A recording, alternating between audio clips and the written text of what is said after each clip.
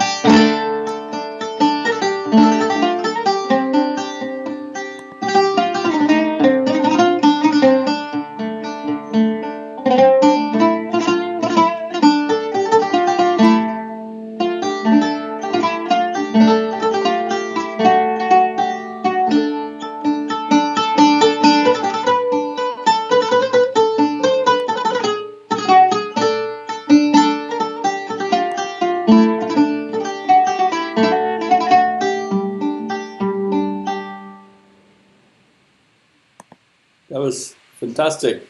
Thank you very much. Absolutely fantastic, yeah. Thank you very much. That piece was Lucente Stella monophonic ballata from the 15th century Italy, and it's Yes. anonymous, I understand, is it?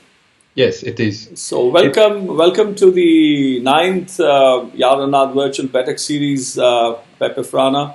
It's Thank you very been my pleasure to know you for many years. I guess our first exchanges were several years ago. Yes. How did you connect with me then? I think you heard Baba Sakar Khan's I think it was through your documentation that I did. Is it?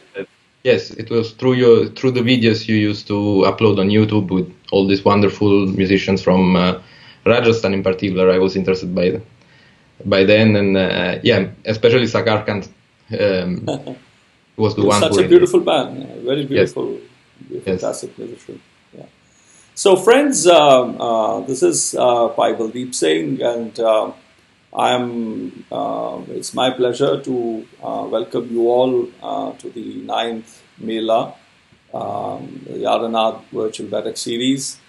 And I'm so grateful to all of you for your overwhelming response to these one-of-a-kind conversations, which is not just about presenting music, but it's also to introduce you to the scholarship that is behind the musicianship of some of the finest musicians that I've been in touch with over the years.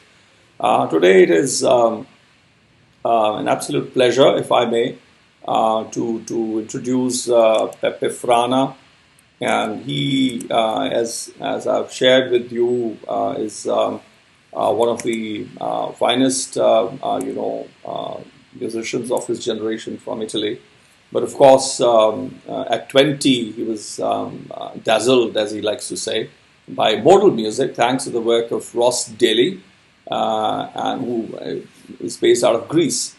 And he began studying the Turkish oud and other quadraphones that were played with the plectrum. Plectrum is the jeel, as we say, and Kabir Sahib has also mentioned, and Guru Sahib has mentioned the jeel. And he made, of course, subsequently frequent trips to Greece and Turkey, especially in the context of the Labyrinth musical workshop in Crete. How do you pronounce it? Crete, I think it's in English. Crete, okay. Crete, okay. And there he had the chance to learn from some of the most renowned maestros, Yurdul Tokcan, Omer Erdogdular, Murat Aydemir, and of course my very dear friend Daud Khan Sadozai and Ross Daly himself. A meeting with the members of the Ensemble Micrologus inspired his interest in European medieval music and in the plectrum lute, which you've heard him play moments ago. And he quickly became one of the most appreciated soloists and teachers, specializing in Italian trecento repertoire. Since 2013, he's been studying the medieval lute at the Scuola Cantorum in Basel, Switzerland, under the guidance of Prophet Jung, or Young in English maybe. Frana holds a degree in philosophy from the Istituto Universitario Orientale in Napoli, my in-laws' place. So I have to behave always when you take the name of Napoli. I have to say saludo. He regularly works with many artists and musical projects in the world of early Eastern and non-classical music. And he serves as the artistic director at Labyrinth Italia. I'll now share some of these, the extract maybe, the gist of it in Punjabi, to my fellow Punjabis living on both sides of the border in India and Pakistan and around the world, especially in Italia. There's a wonderful, wonderful, very hardworking, very, very inspiring, Punjabi population here, presence here in Italia, and I say salutations to them. So ਦੋਸਤੋ ਮੈਂ ਦੋ ਅੱਖਰ ਪੰਜਾਬੀ ਚ ਆਪ ਜੀ ਨਾਲ ਸਾਂਝੇ ਕਰ ਲਵਾਂ।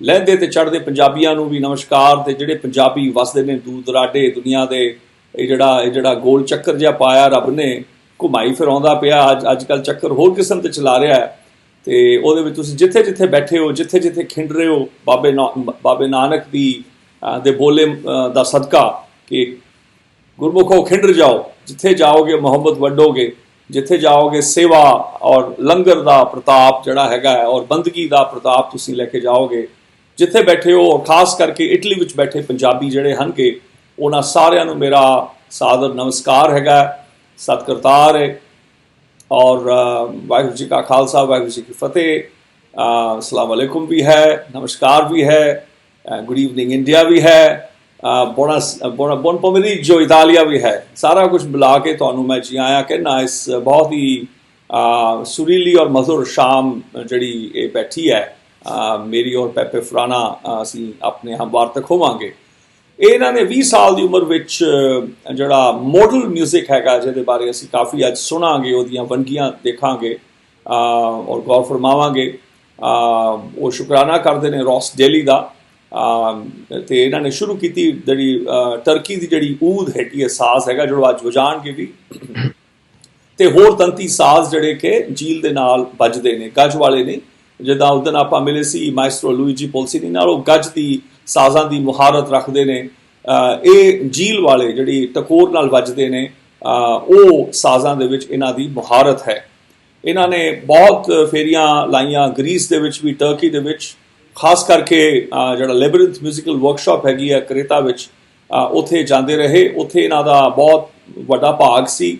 ਜਿਹੜੇ ਕਿ ਵੱਡੇ ਜਿਹੜੇ ਉਸਤਾਦ ਲੋਕ ਸਨ, ਉਰਦਲ ਤੋਕਚਾਨ ਕਰਕੇ ਉਹਨਾਂ ਦਾ ਨਾਮ ਹੈਗਾ, ਉਮਰ ਐਰਦੋਗਦੁਲਾਰ ਹੈਗੇ ਨੇ, ਮੁਰਾਦ ਆਇਦਮੀਰ, ਦਾਊਦ ਖਾਨ ਸਾਦੋਜ਼ਾਈ ਜਿਹੜੇ ਅਫਗਾਨਿਸਤਾਨ ਤੋਂ ਹਨ, ਕਿ ਬੜੇ ਹੀ ਵੱਡੇ ਰਬਾਬ ਦੇ ਫਨਕਾਰ ਹਨ, ਕਿ ਸਰੋਦ ਬਹੁਤ ਅੱਛਾ ਵਜਾਉਂਦੇ ਨੇ।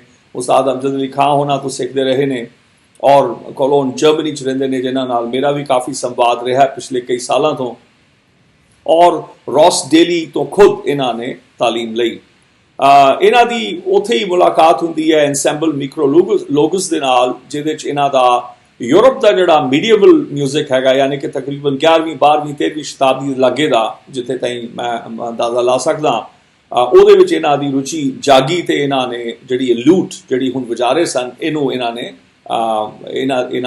ਨੇ ਗੋਦ ਲਿਆ, ਜਾਂ ਕਹਾ ਕਿ ਉਹ ਸਾਜ਼ ਦੀ ਗੋਦ ਵਿੱਚ ਆਪ ਬੈਠੇ। ਨਾ ਜਾਣੇ ਕਿੰਨੇ ਵੱਡੀਆਂ ਹਸਤੀਆਂ ਨੇ ਉਹ ਸਾਜ਼ ਵਜਾਇਆ ਹੈਗਾ। ਸੋ ਮੈਂ ਕਹਾਂਗਾ ਕਿ ਸਾਜ਼ ਨੇ ਇਹਨਾਂ ਨੂੰ ਗੋਦ ਲਿਆ, ਔਰ ਬਹੁਤ ਛੇਤੀ ਹੀ ਇਹ ਬਹੁਤ ਹੀ ਨਾਮਣਾ ਖੱਟਿਆ ਇਹਨਾਂ ਨੇ, ਔਰ ਇਹਨਾਂ ਬਹੁਤ ਸਰਾਹੇ ਜਾਣ ਲੱਗੇ ਐਜ਼ ਏ ਸੋਲੋਇਸਟ, ਏਕਲ ਵਾਦਨ ਜਿਹਨੂੰ ਕਹਿੰਦੇ ਆ ਆਪਣੀ ਭਾਖਾ ਵਿੱਚ, ਤੇ ਜਿਹੜੇ ਔਰ ਸਿਖਾਉਣ ਦੇ ਵਿੱਚ ਖਾਸ ਕਰਕੇ ਜਿਹੜਾ ਇਟਲੀ ਦਾ ਤ੍ਰੇਚੈਂਤੋ ਰੈਪਰਟਵਾਰ ਹੈਗਾ, ਉਹਦੇ ਵਿੱਚ ਇਹਨਾਂ ਦੀ ਖਾਸ ਸਪੈਸ਼ਲਾਈਜੇਸ਼ਨ ਹੈਗੀ ਹੈ। ਸਨ 2013 ਤੋਂ ਇਹਨਾਂ ਨੇ ਜਿਹੜੀ ਮੀਡੀਏਵਲ ਲੂਟ ਹੈਗੀ ਹੈ, ਸਕੋਲਾ ਕਾਂਤੋਰਮ ਕਰਕੇ ਹੈਗਾ, ਬੇਸਲ ਸ਼ਹਿਰ ਹੈਗਾ ਸਵਿਟਜ਼ਰਲੈਂਡ ਦੇ ਵਿੱਚ, ਉਹਦੇ ਉੱਥੇ ਸਿੱਖ ਰਹੇ ਨੇ ਕ੍ਰਾਫੋਰਡ ਯੰਗ ਦੇ ਅਧੀਨ, ਉਹਦੀ ਗਾਈਡੈਂਸ ਦੇ ਅਧੀਨ। ਇਹਨਾਂ ਦੇ ਕੋਲ ਫਲਸਫੇ ਦੇ ਵਿਸ਼ੇ ਦੀ ਡਿਗਰੀ ਹੈ, ਓਰੀਐਂਟਲ ਯੂਨੀਵਰਸਿਟੀ ਜਿਹੜੀ ਨਾਪੋਲੀ ਦੀ ਹੈ, ਨੇਪਲਸ ਦੇ ਵਿੱਚ, ਇਟਲੀ ਦੇ ਵਿੱਚ, ਜਿੱਥੇ ਮੈਂ ਗੁਲਾਮੀ ਕਰਦਾ ਐਜ਼ ਏ ਸ਼ੌਹਰ, ਯਾਨੀ ਕਿ ਜਿਨ੍ਹਾਂ ਦਾ ਮੈਂ ਜਵਾਈ ਹੈਗਾ ਜਿਸ ਸ਼ਹਿਰ ਦਾ। ਤੇ ਇਹ ਬੜੇ ਹੀ ਵੱਡੇ ਵਿਦਵਾਨਾਂ ਦੇ ਨਾਲ ਕੰਮ ਕਰਦੇ ਰਹੇ ਨੇ, ਬਹੁਤ ਹੀ ਜਿਹਨੂੰ ਕਿ ਅਦੁੱਤੀ ਪ੍ਰੋਜੈਕਟਸ ਦੇ ਵਿੱਚ ਇਹਨਾਂ ਨੇ ਕੰਮ ਕੀਤਾ ਹੈਗਾ, ਔਰ ਜਿਹਦੇ ਵਿੱਚ ਇਹ ਪੱਛਮੀ ਤੇ ਪੂਰਬੀ ਸੰਗੀਤ ਜਿਹੜਾ ਸ਼ਾਸਤਰੀ ਵੀ ਤੇ ਫੋਕ ਵੀ, ਇਹ ਦੋਨਾਂ 'ਚ ਇਹਨਾਂ ਦੀ ਰੁਚੀ ਔਰ ਮੁਹਾਰਤ ਹੈ ਜਾਂ ਇਹਨਾਂ ਦਾ ਦਖਲ ਹੈ, ਔਰ ਇਹ ਇਸ ਵੇਲੇ ਆਰਟਿਸਟਿਕ ਡਾਇਰੈਕਟਰ ਵੀ ਹਨਗੇ ਲੈਬਰਿੰਥ ਇਟਾਲੀਆ ਦੇ ਵਿੱਚ। ਸੋ ਇਹ ਜਿਹੜਾ ਪਹਿਲਾਂ ਤੁਸੀਂ ਸੁਣਿਆ ਹੈ ਲੁਚੈਂਤੇ ਸਟੈਲਾ ਕਰਕੇ ਗਾਣਾ ਜਾਂ ਧੁਨ ਸੀ, ਜਿਹੜਾ ਕਿ ਮੋਨੋਫੋਨਿਕ ਬੱਲਾਤਾ ਹੈਗਾ 15ਵੀਂ ਸ਼ਤਾਬਦੀ ਦਾ। 15ਵੀਂ ਸ਼ਤਾਬਦੀ ਹੋ ਜਾਂਦੀ ਹੈ ਗੁਰੂ ਨਾਨਕ ਦੇਵ ਮਹਾਰਾਜ ਦਾ ਕਾਲ, ਕਬੀਰ ਜੀ ਦਾ ਕਾਲ, ਬਾਬਾ ਨਾਮਦੇਵ ਜੀ ਦਾ ਕਾਲ। ਸੋ 15ਵੀਂ ਸ਼ਤਾਬਦੀ ਦੇ ਸ਼ੁਰੂ ਵਿੱਚ ਇੰਨੇ ਵੱਡੇ ਦਿਗਜ ਭਗਤ ਰਵਿਦਾਸ ਜੀ, ਭਗਤ ਰਾਮਾਨੰਦ ਜੀ ਵੀ, ਸੋ ਉਹ ਔਰ ਗੁਰੂ ਨਾਨਕ ਦੇਵ ਮਹਾਰਾਜ 15ਵੀਂ ਸ਼ਤਾਬਦੀ ਦੇ 1469 ਦੇ ਵਿੱਚ ਉਹਨਾਂ ਦਾ ਪ੍ਰਕਾਸ਼ ਦਿਹਾੜਾ ਹੈ। ਉਹ ਕਹਿੰਦੇ ਸਤਿਗੁਰੂ ਨਾਨਕ ਪ੍ਰਗਟਿਆ ਮਿੱਟੀ ਧੁੰਦ ਜਗ ਚਾਨਣ ਹੋਆ, ਬਕੌਲ ਭਾਈ ਸਾਹਿਬ ਭਾਈ ਗੁਰਦਾਸ ਉਹਨਾਂ ਦੇ। ਸੋ ਇਹ ਉਸ ਕਾਲ ਦਾ ਹੀ ਸੰਗੀਤ ਸੀ। ਦੇਖੋ ਕਿ ਜਿਸ ਵੇਲੇ ਮਹਾਰਾਜ ਗਾਉਂਦੇ ਨੇ, ਭਗਤ ਜਨ ਗਾ ਰਹੇ ਨੇ, ਸੂਫੀ ਪੀਰ ਗਾ ਰਹੇ ਨੇ, ਵੱਡੇ ਦਿਗਜ ਜਿਹੜੇ ਵਿਦਵਾਨ ਹਨਗੇ, ਜਿਹੜੇ ਬ੍ਰਹਮ ਤੱਤ ਗਿਆਤਾ ਹਨਗੇ, ਉਹ ਏਸ਼ੀਆ ਦੇ ਵਿੱਚ ਗਾ ਰਹੇ ਨੇ, ਤੇ ਇੱਥੇ ਯੂਰਪ ਦੇ ਵਿੱਚ ਮੀਡੀਏਵਲ ਉਸ ਕਾਲ ਦੇ ਵਿੱਚ 15ਵੀਂ ਸ਼ਤਾਬਦੀ ਦੇ ਵਿੱਚ ਕੀ ਸੰਗੀਤ ਸੀਗਾ, ਇਹ ਆਪਾਂ ਦੇਖਣ ਦਾ ਅੱਜ ਮੌਕਾ ਮਿਲੇਗਾ ਕਿ ਇਨਸਾਨੀ ਫਿਤਰਤ ਕਿੰਨੀ ਖੂਬਸੂਰਤ ਸੀ ਉਸ ਵੇਲੇ, ਕਿੰਨਾ ਵੇਗ ਸੀ, ਕਿਸ ਕਿਸਮ ਦੀ ਅਧਿਆਤਮਕ, ਕਲਾਤਮਕ, ਵਿਦਿਆਤਮਕ ਖੱਟ ਉਹ ਪਰੋ ਰਿਹਾ ਸੀ, ਉਹ ਉਪਜ ਕਰ ਰਿਹਾ ਸੀ। ਸੋ sorry for that longish introduction, but I thought it was my pleasure to share a few words about your work and about you. So I see this Lucente Stella. Can you tell me something more about this piece that you played? Yes, of course. And it's anonymous, is it? We don't know the author of this composition. It's anonymous, as many medieval songs are. This one in particular, it comes from probably the oldest manuscript of what we call Italian Ars Nova, which is a codex from the north of Italy called Codice Rossiniano, or Codex Rossi, from the surname of the owner, of one of the owners, of course. And Lucente Stella, it's one example of a style of music that came in existence in Italy throughout all the 14th century, consequently of the invention of the possibility of writing rhythmical values. I see. So this is called Ars Nova. Ars Nova meaning in Latin the new way of doing music. And this was in the 14th century, is it?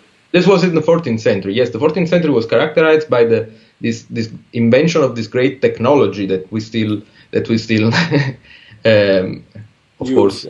use, and which is the possibility of writing music with the exact rhythmical proportions between the sounds. And this changed the music dramatically, because now composers were able to imagine and fix on paper rhythmical structures within the melody that were very difficult to memorize in the past times.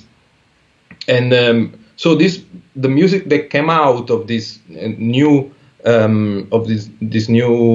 let's say, fashion was a highly experimental one, creating long and articulated melodies with subtle rhythmical values. And of course, the great majority of the pieces we have from this era, they are polyphonic, because this is also the moment of it's one of the moments of the history of Western music in which polyphony exploded, and a lot of repertoire arrived also to us. But then these very few little monophonic gems survived in the 14th century, in which you can really observe, I will say, the peak of this tendency to experiment with new musical solutions. Precisely because in monophonic music you don't have the limitations of the counterpoint. The counterpoint is the system of rules to arrange the various voices of a polyphonic composition. But then some composers, some anonymous and some not,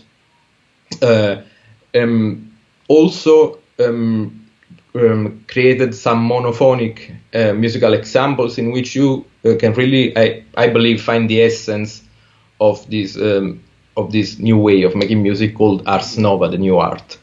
I see.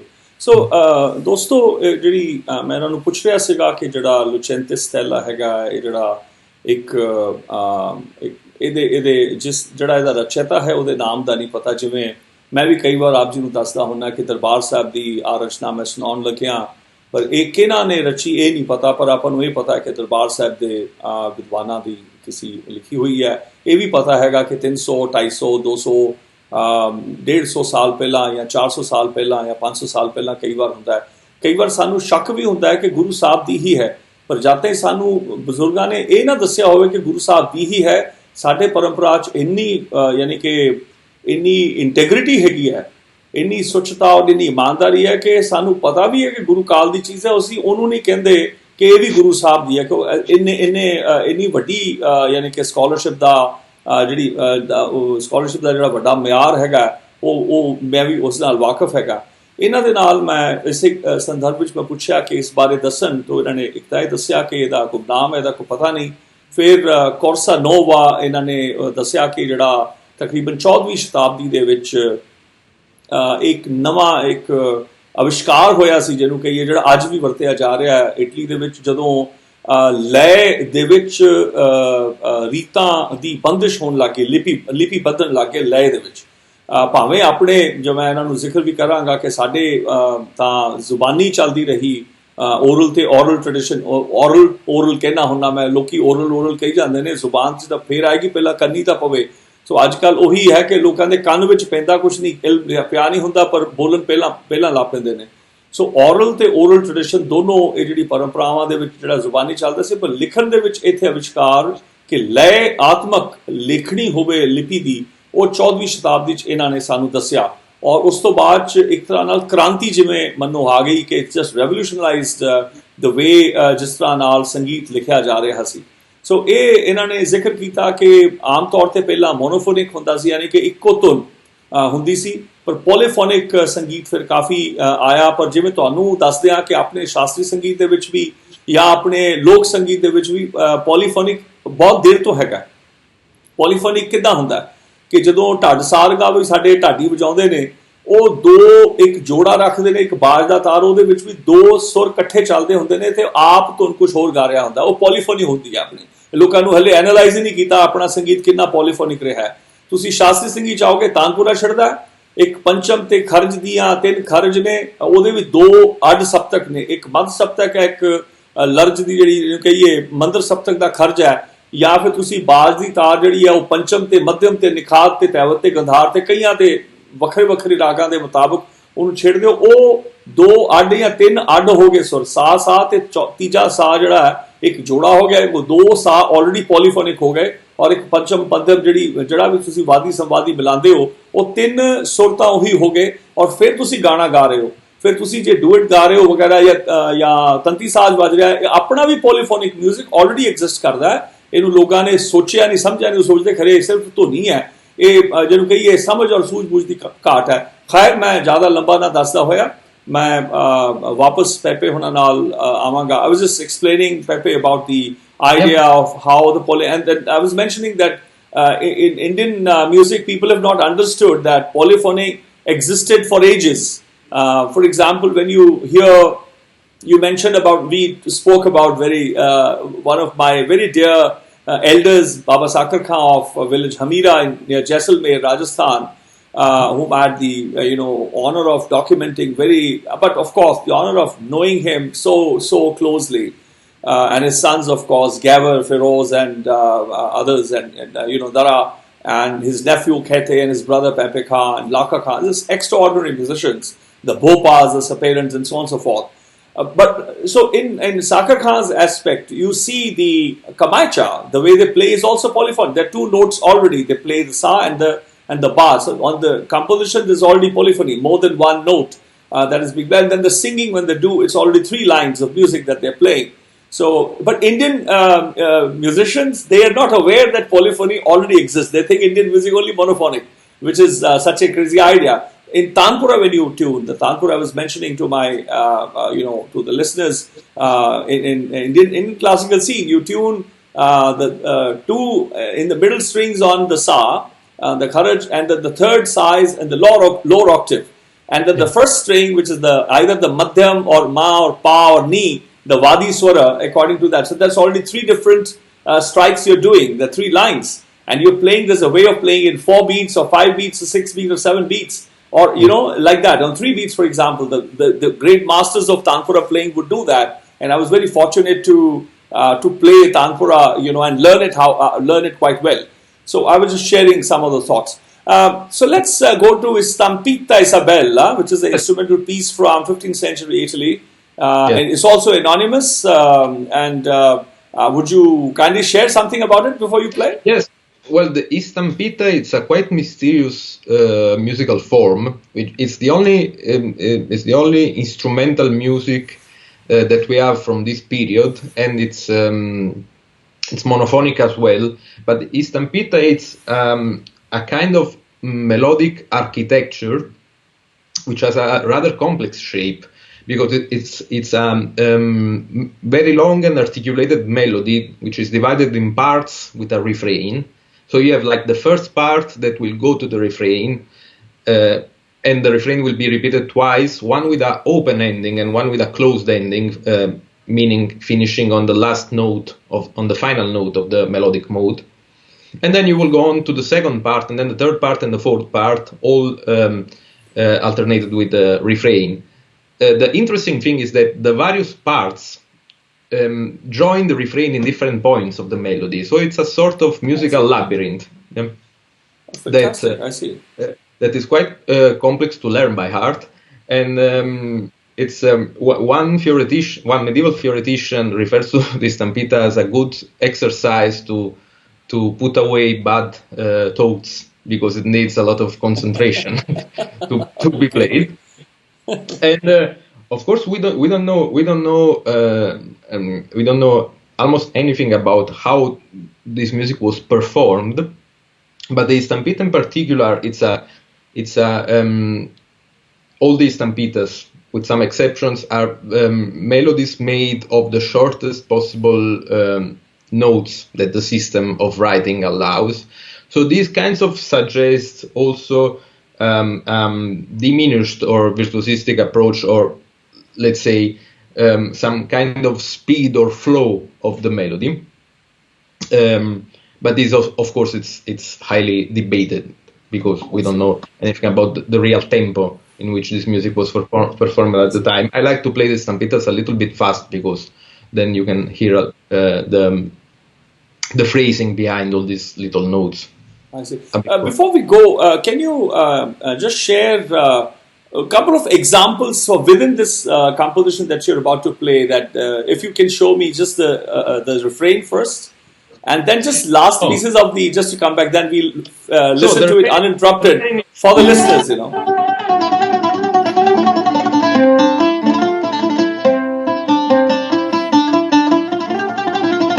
This is the open ending, and then the closed ending.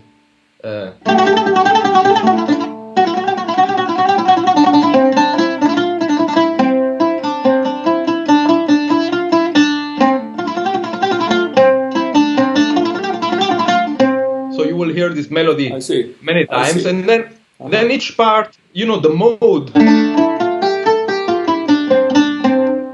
It's something that alternates between using the same intervals between having this note as the final note, and only at the end showing the note below. But each one of the parts will start from a different section of the ambitus, of the range of the mode. So the piece will start here, then the second part will be 1/5 above, then the third part 1/2, and the fourth part will go back to the original, let's say, modality, but with some rhythmical changes. And this is very interesting because this exact structure appears later in history, in Middle Eastern music, in kinds of composition called pershrev or satsemai, which share with this Italian stampita the same musical architecture, so having different parts which shows the various parts of the modal path of the mode and a refrain. So there is a mysterious connection there that has not been, in my opinion, explored by musicologists enough yet. If I may, just before we go there, do the rhythms also change? The rhythm changes in the last part, not the rhythm meaning the pulse, but the division. So it goes from binary to ternary. Okay. So from multiple of 2 to multiple of 3. Yes, it goes from. This is what happens. So so when you were describing all of this, I was reminded of the partal singing, which is very complex structure. There were only 57 odd partals written by the 4th Sikh Guru and the 5th Sikh Guru, that is 16th century, and they used the poetic. The verse lengths are different. Each line is of a different poetic length, and multiple rhythms would be used. For example, if I may give you an illustration, if you don't mind, it goes like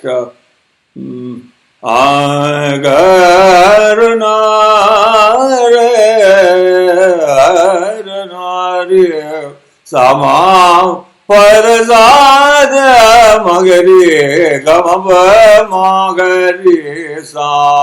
The first one is by the 5th Guru, Guru Arjan, late 16th century. It's 16 beats. Namaskaram, Namas 1, 2, 3, 4, 5, 6, 7, 8, 9, 10, 11, 12, 13, 14, 15, 1, 2, 3, 4. Namaskar, Namaskar, Namaskaram, Namaskaram, Jalana Thalana, Basuda Gagana, Jalana Thalana, Basuda Gagana, Ekankaram, Namaskar, Namaskar, Namaskaram. Haran Tarna Puna Puna Karana 1, 2, 3, 4, 5, 6, 7, 1, 2, 3. Haran Tarna Puna Puna Karana Nagara Niraharang Nagara Nirangharang Naranara Namaskaram Naranara Namaskaram Jalana Dalana Basuda Gagana Ekankaram Naranara Namaskar Namaskar Namaskaram Gambhir Dhir Naam Hir Uja Mujaya Parang 1, 2, 3, 1, 2, 3, 1, 2, 3, 1, 2, 3, but it's actually 12 beats. 1, 2, 3, 4, 5, 6, 7, 8, 9, like 12 beats. 1, 2, 3, 4, 5, 6, 7, 8, 9, 10, 11, 12 beats.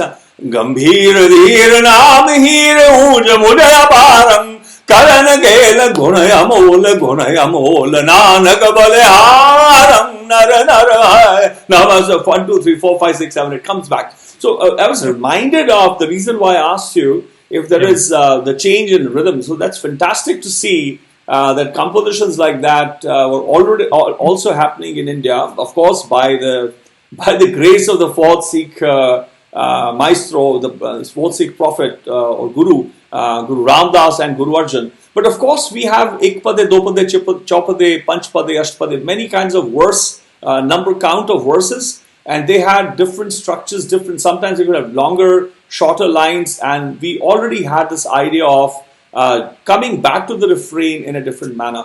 I'll just share this couple of thoughts in Punjabi, and then I'll request you to play and demonstrate that. Dosto, Peppe Frana ਉਹਨਾਂ ਨੂੰ ਮੈਂ ਪੁੱਛਿਆ ਸੀਗਾ ਕਿ Stampita Isabella ਜਿਹੜਾ anonymous ਹੈ ਉਹਦਾ ਵੀ author ਦਾ ਉਹਦੀ ਪਤਾ ਨਹੀਂ ਹੈ ਤਕਰੀਬਨ 15ਵੀਂ ਸ਼ਤਾਬਦੀ ਦਾ ਇਹਨਾਂ ਦਾ ਇੱਥੇ ਦਾ ਇਟਾਲੀਅਨ ਸੰਗੀਤ ਹੈਗਾ ਔਰ ਬਹੁਤ ਹੀ ਯਾਨੀ ਕਿ ਜਿਹੜੇ ਸਿੱਖਿਆਰਥੀ ਹਨਗੇ ਖੋਜ ਸ਼ਾਸਤਰੀ ਹਨਗੇ ਉਹਨਾਂ ਲਈ ਇਹਨਾਂ ਨੇ ਜ਼ਿਕਰ ਕੀਤਾ ਕਿ ਇੱਥੇ ਯੂਰਪ ਦੇ ਵਿੱਚ ਵੀ ਜਿਹੜੇ ਮਿਊਜ਼ਿਕੋਲੋਜਿਸਟ ਹਨਗੇ ਖੋਜ ਸ਼ਾਸਤਰੀ ਹਨਗੇ ਉਹਨਾਂ ਨੇ ਬਹੁਤ ਬੜਾ ਇੱਥੇ ਜਿਹਨੂੰ ਕਹਿੰਦੇ ਬੜਾ ਧਿਆਨ ਨਹੀਂ ਦਿੱਤਾ ਗੌਰ ਨਹੀਂ ਫਰਮਾਇਆ ਇਹਦੇ ਬਾਰੇ ਬਹੁਤ ਜ਼ਿਆਦਾ ਨਹੀਂ ਪਤਾ ਹੈਗਾ ਭਾਵੇਂ ਲੈ ਵਿੱਚ ਲਿਖਣਾ ਤਾਂ ਸ਼ੁਰੂ ਹੋ ਗਿਆ ਸੀ ਯਾਨੀ ਕਿ ਇੱਕ ਜਿਹੜਾ ਲਿਖਾਰੀ ਹੈ ਕੰਪੋਜ਼ਰ ਹੈਗਾ ਜਿਹੜਾ ਨਾਦ ਬਣਾ ਰਿਹਾ ਹੈ ਉਹ ਮਾਤਰਾ ਤਾਂ ਗਿਣ ਰਿਹਾ ਪਰ ਕਿਸ ਰਫ਼ਤਾਰ ਵਿੱਚ ਚੱਲ ਰਿਹਾ ਉਹ ਨਹੀਂ ਇਹਨਾਂ ਨੂੰ ਪਤਾ ਸੋ ਇਹ ਦੱਸ ਰਹੇ ਸੀ ਇਹਨਾਂ ਨੂੰ ਜਿਹੜਾ ਵਜਾਣਾ ਉਹ ਤੇਜ਼ ਪਸੰਦ ਹੈਗਾ ਸੋ ਯਾਨੀ ਕਿ ਲੈ ਆਪਣੇ ਵੀ ਜਿਹਨੂੰ ਕਹੀਏ ਬੰਦਿਸ਼ਾਂ ਦੀ ਲੈ ਘੱਟ ਵੱਧਦੀ ਰਹੀ ਹੈ ਲੇਕਿਨ ਵਿਦਿਆ ਉਹੀ ਰਹੀ ਹੈ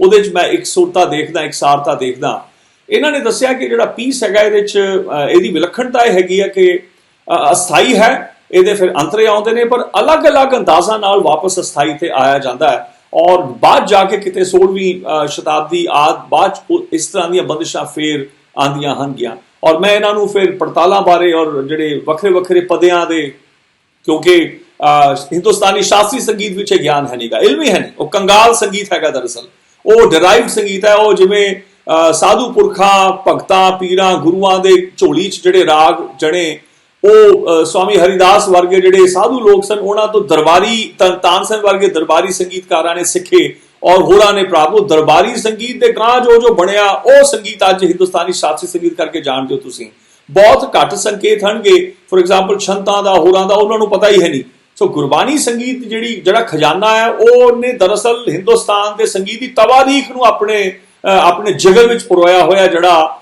ਮੈਂ ਜਾਣੀ ਕਿ ਤਰਸਦਾ ਰਿਹਾ ਕੁਰਲਾਉਂਦਾ ਰਿਹਾ ਹੈ ਕਿ ਭਾਈ ਹੋਸ਼ ਕਰੋ ਇਹ ਖਜ਼ਾਨਾ ਬਹੁਤ ਵੱਡਾ ਜੇ ਇਹਦੇ 'ਚ ਹਿੰਦੁਸਤਾਨ ਲੁਕਿਆ ਹੋਇਆ ਉਹ ਪਰੋਇਆ ਹੋਇਆ ਉਹਨੂੰ ਜਿਹੜਾ ਸਮਝੋ ਸੋ ਇਹ ਇਜ਼ ਅ ਫੈਂਟੈਸਟਿਕ ਜਿਹੜੀ ਮੈਨੂੰ ਮੈਂ ਬਹੁਤ ਯਾਨੀ ਕਿ ਤੁਸੀਂ ਦੇਖ ਰਹੇ ਹੋਗੇ ਮੈਂ ਬੜਾ ਪੈਸ਼ਨੇਟ ਹੋ ਗਿਆ ਕਿ ਇਹਦਾ ਮਜ਼ਾ ਆ ਗਿਆ ਸੁਣ ਕੇ ਕਿ ਇਟਸ ਫੈਂਟੈਸਟਿਕ ਟੂ ਹੀਅਰ ਕਿ ਕਿੱਦਾਂ ਦੀ ਕੋਰਿਲੇਸ਼ਨ ਹੈਗੀ ਹੈ ਤੇ ਮੈਂ ਹੁਣ ਮੈਂ ਪੈਪੇ ਫਰਾਨਾ ਉਹਨਾਂ ਨੂੰ ਬੇਨਤੀ ਕਰਾਂਗਾ ਕਿ ਉਹ ਸੁਣਾਉਣ ਆਪਾਂ ਨੂੰ ਹੁਣ So, Peppe, let's hear the composition that you so dearly shared with us.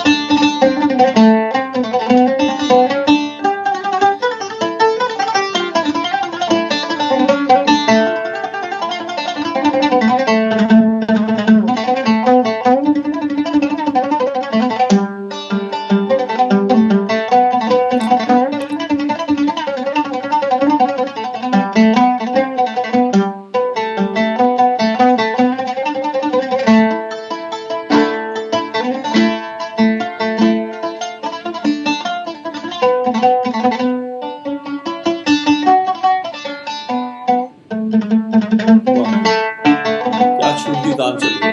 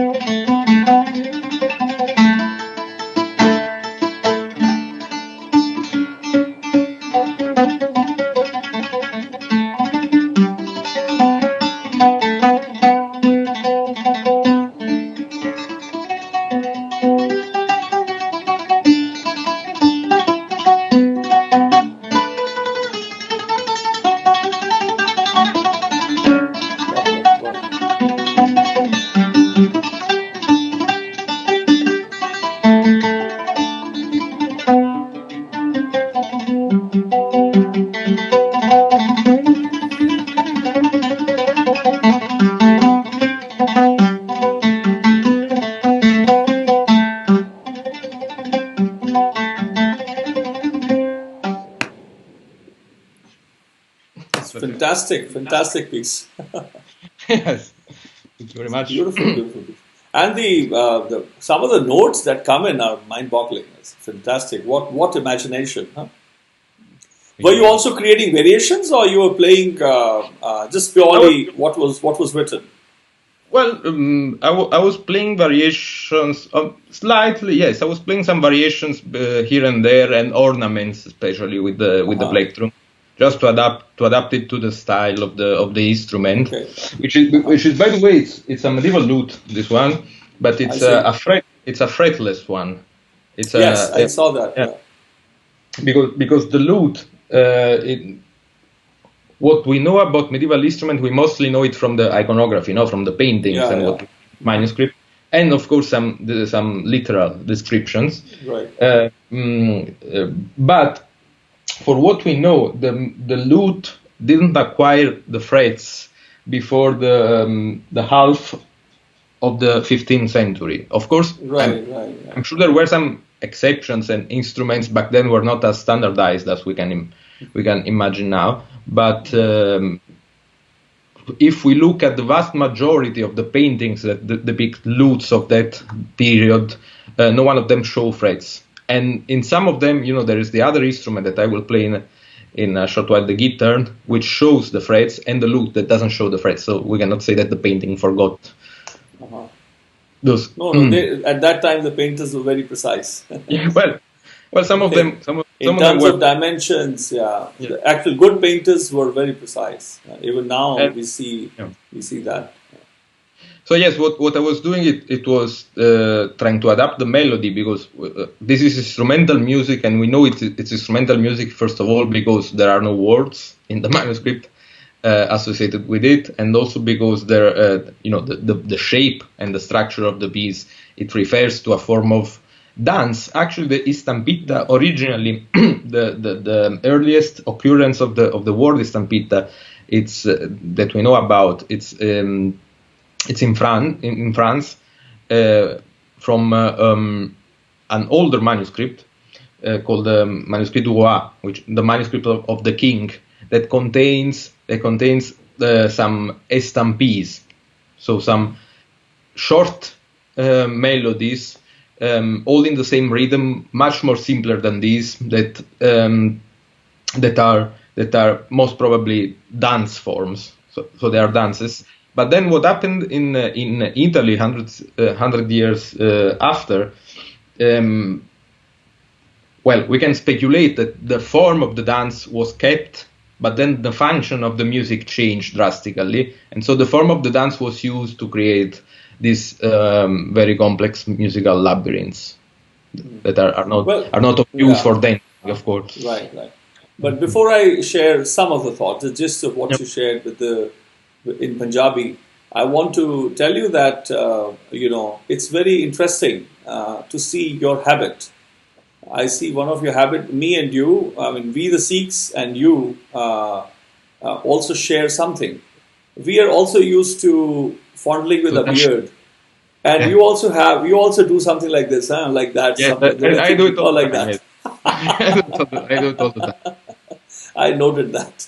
So मैं हंस रहा सी दोस्तों कि इन्हां नूं कह रहा सी साडियां ਜਿਹੜੀਆਂ बुरियां आदतां ने ना अपनी दाढ़ी पुੱਟਣ ਦੀਆਂ खुरकਣ ਦੀਆਂ ਇਹ ਵੀ ਗੱਲਾਂ ਕਰਦੇ ਦੇਖੋ ਆਪਣੀ ਦਾढ़ी ਨੂੰ ਜਿਹਨੂੰ ਕਹਿੰਦੇ ਆ ਉਹ ਵੀ ਖੇਡਦੇ ਨੇ ਬੋਲਾਂ ਦੇ ਨਾਲ ਜਿਹਨੂੰ ਕਹਿੰਦੇ ਜੋ ਸੋਚਦੇ ਫਿਕਰੇ ਸੋ ਇਹ ਨਾ ਤੁਸੀਂ ਸਾਡੇ ਦਾढ़ी ਵਾਲਿਆਂ ਤੇ ਇਲਜ਼ਾਮ ਨਾ ਖਲੇ ਲਾਇਆ ਕਰੋ ਸਰਦਾਰਾਂ ਤੇ ਕਿ ਖੌਰੇ ਸਾਨੂੰ ਸਾਡੀਆਂ ਮੁੱਛਾਂ ਨੇ ਤੇ ਸਾਨੂੰ ਯਾਨੀ ਕਿ ਕਈ ਕੁਝ ਨਹੀਂ ਆਉਂਦਾ ਤੇ ਦਾੜੀਆਂ ਨੇ ਤੇ ਅਸੀਂ ਉਹੀ ਫਰੋਲਦੇ ਰਹਿੰਦੇ ਆ ਖੈਰ ਹਾਸੇ ਤੋਂ ਹਟ ਕੇ ਚੱਲੀਏ ਜੇ ਇਹ ਜਿਹੜਾ stampita ਜਾਂ stampede, maybe we can call it something like stampede in a way, to do with feet, footwork, is it?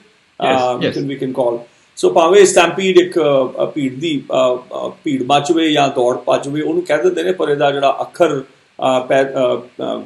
ਪੈਰਾਂ ਦੇ ਨਾਲ ਹੈਗਾ ਤੇ ਇਹ ਫਰਾਂਸ ਦੇ ਵਿੱਚ ਤਕਰੀਬਨ 13ਵੀਂ 14ਵੀਂ ਸ਼ਤਾਬਦੀ ਦੇ ਵਿੱਚ ਉੱਥੇ ਦੇ ਜਿਹੜੇ ਮਹਾਰਾਜੇ ਸਨ ਉਹਨਾਂ ਦੇ ਜਿਹੜੇ ਸੰਗੀਤ ਦੇ ਜਿਹੜੇ ਜਰਨਲ ਸਨਗੇ ਜਿਹੜੇ ਮੈਮੋਰ ਉਹਦੇ ਵਿੱਚ ਇਹ ਅੱਖਰ ਇਸ ਕਿਸਮ ਦਾ ਸੰਗੀਤ ਪਾਇਆ ਜਾਂਦਾ ਇਹਨਾਂ ਨੇ ਦੱਸਿਆ ਔਰ ਉਸ ਤੋਂ ਬਾਅਦ 100 ਸਾਲ ਬਾਅਦ ਇਹ ਆਇਆ ਔਰ ਇਹ ਖਾਸ ਕਰਕੇ ਇਹਦੇ ਵਿੱਚ ਕੋਈ ਅੱਖਰ ਨਹੀਂ ਹੁੰਦੇ ਯਾਨੀ ਕਿ ਭਾਖਾ ਨਹੀਂ ਹੁੰਦੀ ਇਹਦੇ ਵਿੱਚ ਸਿਰਫ ਸੰਗੀਤ ਹੈਗਾ ਜਿਹਨੂੰ ਆਪਣੇ ਜਿੱਦਾਂ ਸੰਗੀਤ ਦੇ ਟੀਕੇ ਹੁੰਦੇ ਨਗਮੇ ਹੁੰਦੇ ਲਹਿਰੇ ਹੁੰਦੇ ਨੇ ਉਹ ਬੜੇ ਇਵੋਲਵਡ ਸਟਰਕਚਰਸ ਹਨਗੇ ਜਿੱਦਾਂ ਅਸੀਂ ਵੀ ਦੇਖਿਆ ਜਿੱਦਾਂ ਗੁਰਬਾਣੀ ਦੇ ਖਾਸ ਕਰਕੇ ਜੋ ਹਿੰਦੁਸਤਾਨੀ ਕਰਨਾਟਕ ਸੰਗੀਤ ਦੇ ਵਿੱਚ ਰਵਿੰਦਰ ਸੰਗੀਤ ਦੇ ਹੋਰ ਸੰਗੀਤਾਂ 'ਚ ਨਹੀਂ ਹੈ ਸਾਡੇ ਟੀਕਿਆਂ ਦਾ ਸਿਸਟਮ ਸੀਗਾ ਜਿਹੜੇ ਸਾਡੀ ਸੰਥਿਆ ਪ੍ਰਣਾਲੀ ਦੇ ਵਿੱਚ ਉਹ ਸੁਰਾਂ ਦੇ ਹੀ ਨੇ ਪਰ ਉਹਦੇ ਪੂਰੇ ਚਾਰੋਂ ਪਦੇ 6 ਪਦੇ ਕਈ ਕਿਸਮ ਦੇ ਪਦੇ ਔਰ ਉਹ ਬਹੁਤ ਹੀ ਇਵੋਲਵਡ ਕੰਪੋਜੀਸ਼ਨਸ ਹੁੰਦੀਆਂ ਪੂਰੇ ਰਾਗਾਂ ਦਾ ਜਿਵੇਂ ਕਹੀਏ ਸਾਰ ਹੁੰਦਾ ਟੀਕਾ ਯਾਨੀ ਐਨਸਾਈਕਲੋਪੀਡਿਕ ਬੰਦਿਸ਼ਾਂ ਹੁੰਦੀਆਂ ਹਨਗੀਆਂ ਸੋ ਉਹਨਾਂ ਬਾਰੇ ਇਹਨਾਂ ਨੇ ਜ਼ਿਕਰ ਕੀਤਾ ਕਿ ਕਿਸ ਤਰ੍ਹਾਂ ਨਾਲ ਇਹ ਬੰਦਿਸ਼ਾਂ ਕੰਪੋਜੀਸ਼ਨਸ ਆਏ ਔਰ ਲੂਟ ਬਾਰੇ ਦੱਸ ਰਹੇ ਸਨ ਕਿ ਇਹ ਜਿਹੜਾ ਸਾਜ਼ ਇਹਨਾਂ ਨੇ ਵਜਾਇਆ ਇਹਦੇ ਵਿੱਚ ਪੜ੍ਹਦੇ ਨਹੀਂ ਹਨਗੇ ਇਹ ਜਿਹੜੀਆਂ ਪੁਰਾਣੀਆਂ ਉਸ ਕਾਲ ਦੀਆਂ ਜਿਹੜੀਆਂ ਤਸਵੀਰਾਂ ਪੇਂਟਿੰਗਸ ਚਿੱਤਰਕਾਰਾਂ ਨੇ ਜੋ ਬਹੁਤ ਹੀ ਡਿਟੇਲਡ ਪੇਂਟਿੰਗਸ ਬਣਾਈਆਂ ਹੋਈਆਂ ਨੇ ਉਹਦੇ ਵਿੱਚ ਉਹ ਉਹਨਾਂ ਦੀ ਗੈਰ ਮੌਜੂਦਗੀ ਹੈ ਉਹਦੇ 'ਚ ਜਿਹੜੇ ਪੜ੍ਹਦੇ ਹਨਗੇ ਨਹੀਂ ਹਨਗੇ ਔਰ ਇਹਨਾਂ ਨੇ ਨੋਟ ਕੀਤਾ ਉਹਨਾਂ ਨੇ ਕਿਹਾ ਵੀ ਹੈ ਕਿ ਪੁਰਾਣੇ ਲੋਕ ਭੁੱਲ ਨਹੀਂ ਜਾਇਆ ਕਰਦੇ ਸੀ ਕਿ ਪੜਦਾ ਬਣਾਉਣਾ ਭੁੱਲ ਗਏ ਚਿੱਤਰ ਦੇ ਵਿੱਚ ਇੱਦਾਂ ਨਹੀਂ ਹੁੰਦਾ ਸੀ ਜੋ ਮੈਂ ਵੀ ਨੋਟ ਉਹਨਾਂ ਨੂੰ ਮੈਂ ਸਾਂਝਾ ਉਹੀ ਖਿਆਲ ਮੈਂ ਦੱਸਿਆ ਕਿ ਮੈਂ ਹਾਮੀ ਭਰੀ ਉਸ ਵਿੱਚ ਕਿ ਹਾਂ ਪੁਰਾਣੇ ਜਿਹੜੇ ਚਿੱਤਰਕਾਰ ਹੁੰਦੇ ਸਨ ਇੰਨੀ ਬਾਰੀਕੀ 'ਚ ਜਾਂਦੇ ਸਨ ਕਿ ਸਾਜ਼ਾਂ ਦੀ ਲੰਬਾਈ ਤੱਕ ਔਰ ਆਦ ਯਾਨੀ ਕਿ ਉਹਦੇ ਜਿਹੜੇ ਨੈਣ ਨਕਸ਼ ਹਨਗੇ ਉਹ ਬੜੇ ਅੱਛੇ ਔਰ ਕਾਬਲੀਅਤ ਨਾਲ ਉਕਰਦੇ ਹੁੰਦੇ ਸਨ ਸੋ let's go to Io Credo Amor in tabulation by Johannes de Cicogna or Cicogna 15th Flemish composer so we're going somewhere else now so tell us about the lute which lute is this well this is a still a medieval lute but a fretted one of course so okay. it's a later instrument and like which century half of the 15th century probably so when the lute acquired Guru Angad's time yeah. okay and so ਦੂਜੇ ਕਿਸਮ ਦੀ ਲੂਟ ਹੈਗੀ ਹੈ ਜਿਹੜੇ ਪਰਦੇ ਤੁਸੀਂ ਦੇਖ ਰਹੇ ਹੋ ਤਕਰੀਬਨ 1550 ਦੇ ਲਗਭਗ ਯਾਨੀ ਕਿ ਗੁਰੂ ਅੰਗਦ ਦੇਵ ਔਰ ਗੁਰੂ ਅਮਰਦਾਸ ਮਹਾਰਾਜ ਦਾ ਕਾਲ ਸ਼ੁਰੂ ਹੋ ਜਾਂਦਾ ਹੈ ਉਦੋਂ ਦੀ ਗੱਲ ਹੈ yes and well so the reason why the lute acquired the frets is because it became a polyphonic instrument so an instrument capable of playing more than one line simultaneously and well the Renaissance lute which is not played with a plectrum anymore but is played only with fingers it's the let's say the arrival point of this evolutionary process of the lute of this change that the lute had throughout the 15th century in particular but then there was how can I say preliminary stage of, well, something, a missing link between the medieval lute and Renaissance lute, which is this kind of 5-course lute. This is the one I played before had 4 double strings. Yes. It has 4 double strings plus 1 single string, so it has 5 courses. I see. And then the Renaissance lute will have 6 courses. So this is something and in which between. Which century would that be? The 6 strings is which century exactly? Well, the 6 strings already appeared in Italy by the end of the 15th century, to be accurate. But then it fully develops throughout the 16th century, from the beginning of the 16th century until.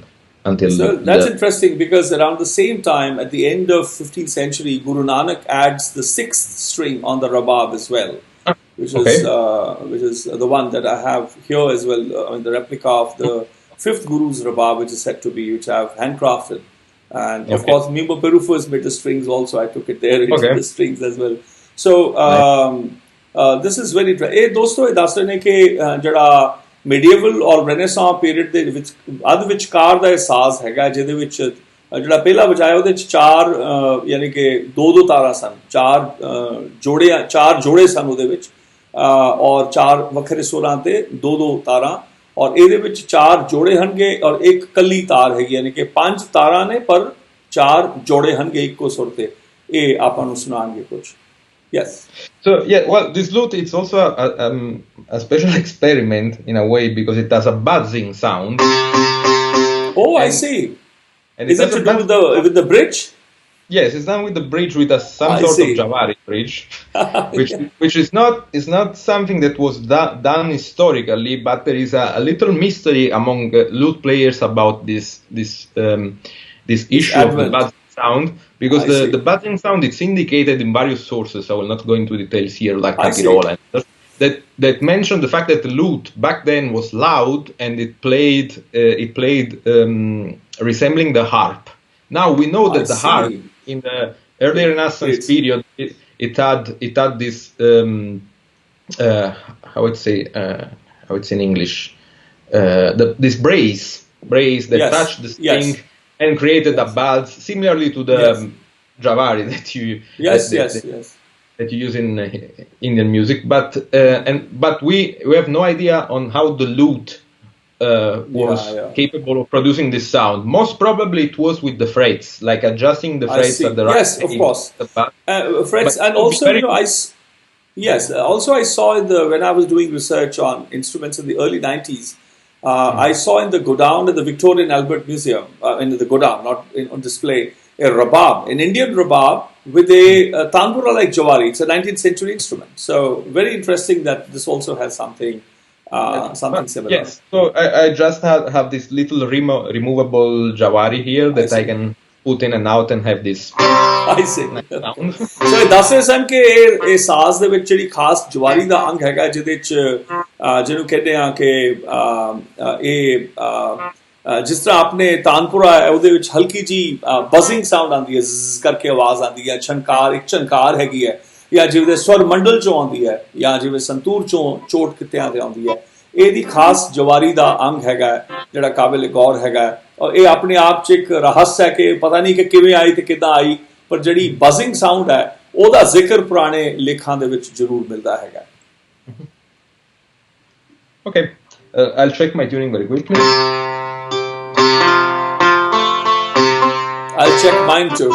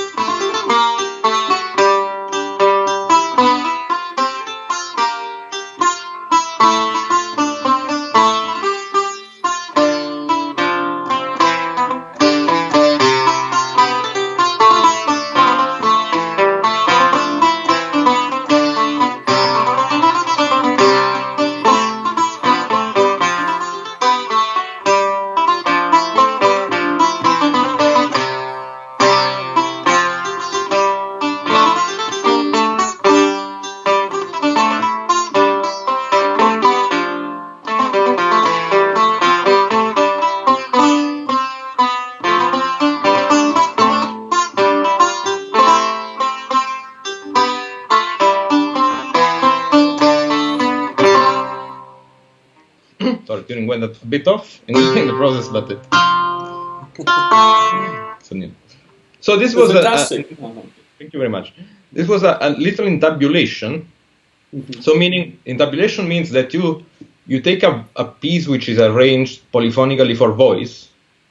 I see. And basically what you do is you find ways to play all the voices together in the instrument. So this is called intabulation. I see. Adapting a polyphonic piece for an instrument which is capable to play polyphony.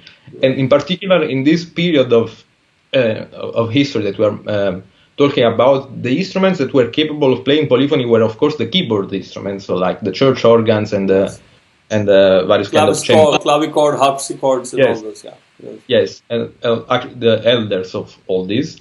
And then the lutes became the other prominent instrument capable of playing polyphony. So the other interesting thing is that the tuning of the lute changed.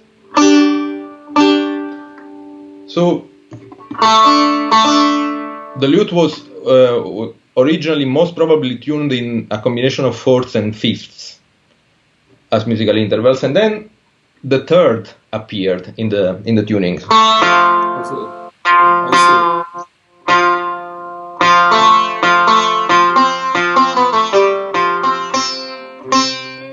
In the rabab, the Indian rabab or the Guru Nanak's rabab, it is the fourth or the fifth. Yeah, that's how they are. Yeah. But then the third appeared, and then with the third appeared the possibility of playing chords in very comfortable positions. So you can play.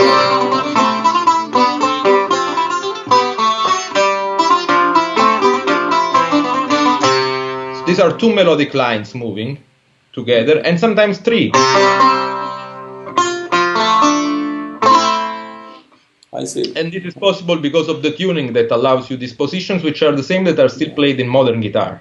Right. Okay. I see. Because the tuning, so that modern guitar uses.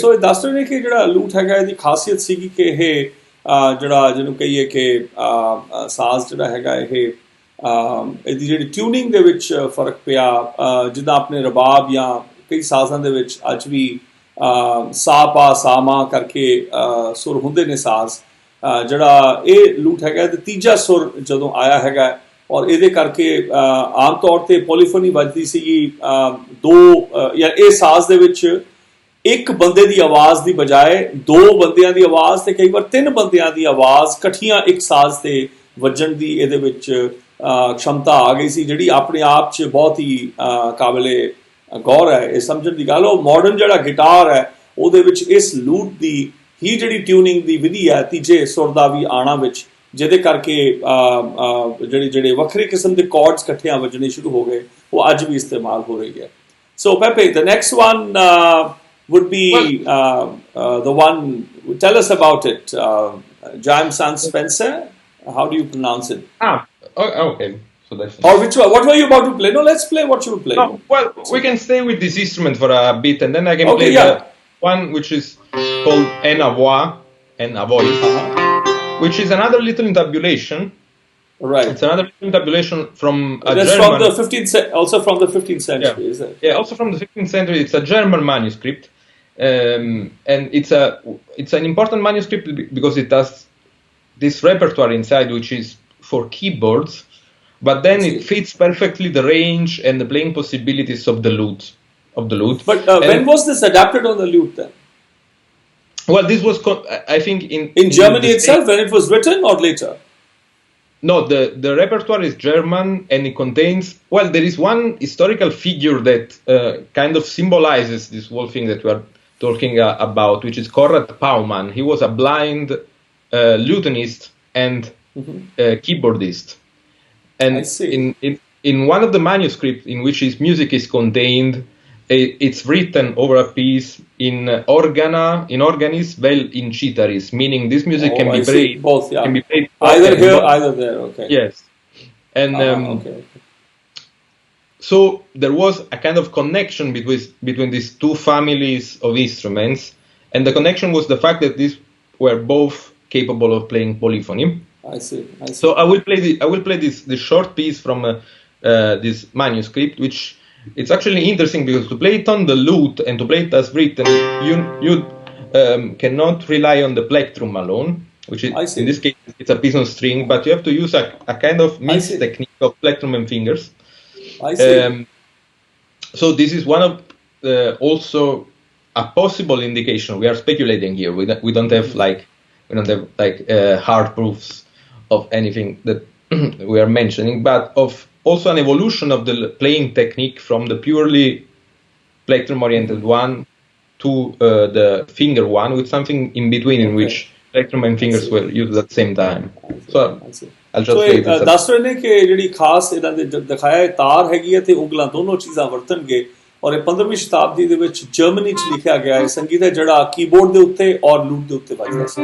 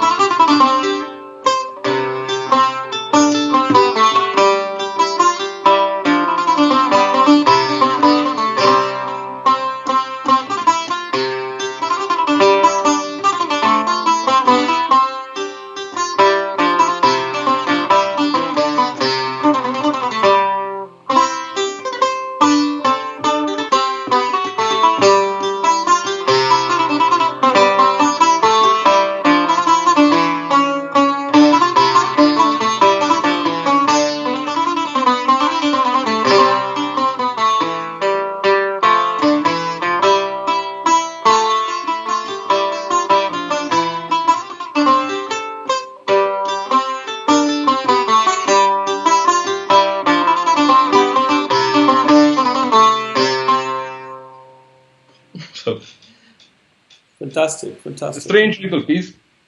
Mm-hmm. Quite unique. Yeah. Yes. Unique. So where do we go next? Can we go to what instrument are you going to pick up? Can we go to the Guillaume, the Maestro, the French, the France? Can we go to France? 15th century France, huh? 14th century actually. Yes. No, it is 14th century. Yes. Yeah. So we'll play the guitar, which is let's say a smaller relative of the lute, and well, the lute came in Europe through the Crusades and the contact with the Muslim world, of course. It's actually a relative of the oud, and it brought with it the construction technology in which lutes were made for centuries after that, which is the one with the ribs, no, the back of the lute. But then in the Middle Age, this other plectrum instrument was present in Europe, probably native from Europe in a way, which is the guitar, which is carved from a single piece of wood, like most of the plectrum instruments in your tradition, no? Yes. But it's a rather unique feature for Western instruments to be monoxyle. Yeah. Right. And so the guitar is... I'm surprised myself. Yes. It's a small instrument with, of course, a brighter sound, but the fact that it's carved, it also gives some roundness from the lute.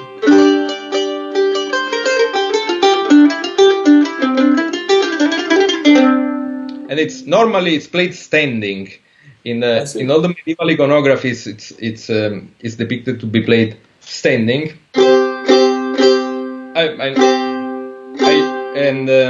I will play this little tune by Maestro, and I can play the cantigas also together, and then we can pick a little bit about both of them. I make a little because they are in the same mode.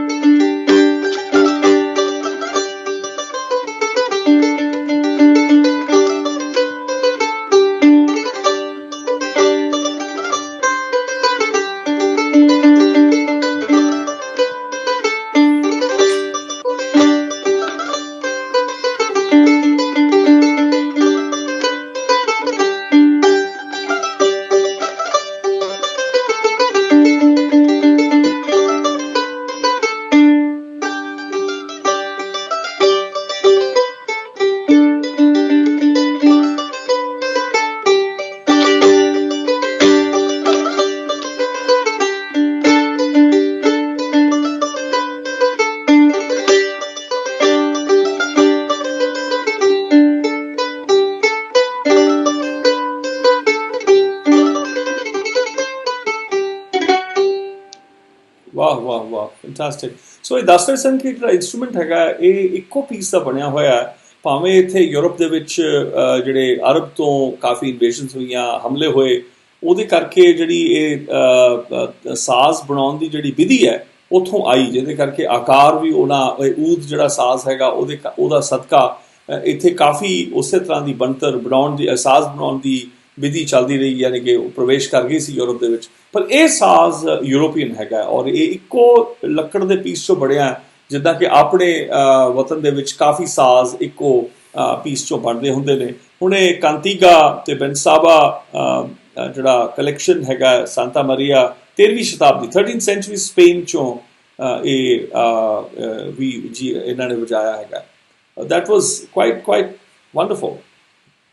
Thank you very much. Thank you very much. So what's next? Where do we go next? Well, now we could play this Saltarelli, for example. Oh, yes, that is. We go to the. I don't have the list. 14th century. No, yeah, Saltarello. I have taken notes. Don't worry. So we go to. It's an instrumental piece from the 14th century and Italy, and it's related to the Italian folk music. ਇਹ ਆਪਣੇ ਆਪ 'ਚ ਜਿਹਨੂੰ ਕਹਿੰਦੇ ਆ 1300 ਦੇ ਵਿੱਚ ਚੱਲਦੇ ਆ, ਔਰ ਭਗਤ ਰਾਮਾਨੰਦ ਹੋਣਾ ਦੀ ਜਿਹੜੀ ਸਦੀ ਹੈਗੀ ਆ, ਔਰ ਇਹ ਇਟਲੀ ਦੇ ਲੋਕ ਸੰਗੀਤ ਦਾ ਉਦਾਹਰਣ ਆਪਾਂ ਨੂੰ ਦੇਣਗੇ। ਦਾ ਨਾਮ ਹੈ Saltarello. Yeah, so in the same manuscript where the Istampitas are, you find also this Saltarelli, and the interesting thing is that Saltarello is the name of a folk dance that you still find in Italy in various regions. So there is this red line from the Middle Ages going on till the present times, actually, because Saltarello is something that survives in folkloric culture. Of course, they are very different from medieval ones, and I will play maybe two of them, one after the other, okay. just to. Okay. Which ones? Saltarello and? Trotto? Well, I can play Saltarello and Trotto, which are... Okay, perfect. Which is also, both are instrumental pieces. ਇਹ ਦੱਸ ਰਹੇ ਨੇ ਕਿ ਨ੍ਰਿਤ ਦੇ ਨਾਲ ਇਹਦਾ ਜੋੜ ਹੈਗਾ, ਔਰ ਇਹ ਸਾਜ਼ ਫਿਰ ਦੇਖਿਆ ਤੇ ਪੜਦੇ ਨਹੀਂ ਹਨਗੇ। ਇਹ ਅੱਜ ਵੀ Saltarello ਗਾਇਆ ਜਾਂਦਾ। Trotto ਰਫਤਾਰ ਨੂੰ ਕਹਿੰਦੇ ਨੇ, ਤੀਬਰ ਗਤੀ ਨੂੰ ਕਹਿੰਦੇ ਨੇ। ਸੋ ਇਹ ਦੋ ਪੀਸ ਇਕੱਠੇ ਵਜਾਣਗੇ। So let's start with the Trotto. Okay.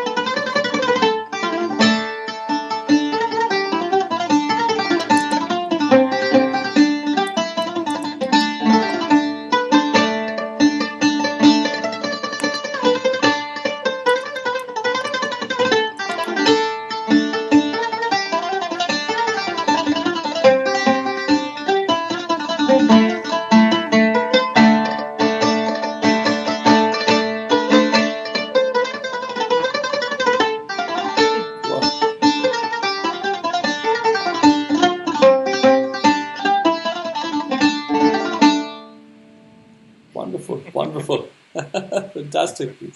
And what technique? It's fantastic to see the technique and your work, your fluency. It's work. I mean, I would like to compliment you, of course. And can we go to the improvised prelude in Middle Eastern music and the melodic mode of Hijaz Taqsim? Of course. Or you want to play something with this instrument further before we change the instruments? No, I think we can we can change go there. Okay. Yes. Yeah. So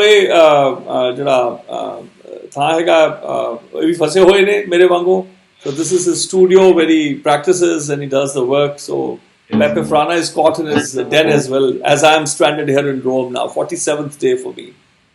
And greetings to all of you from the Institute of South Asian Studies, Dr. Tiziana Lorenzetti and her board of directors and everybody. They of course compliment you for joining us today as well. Thank you very much.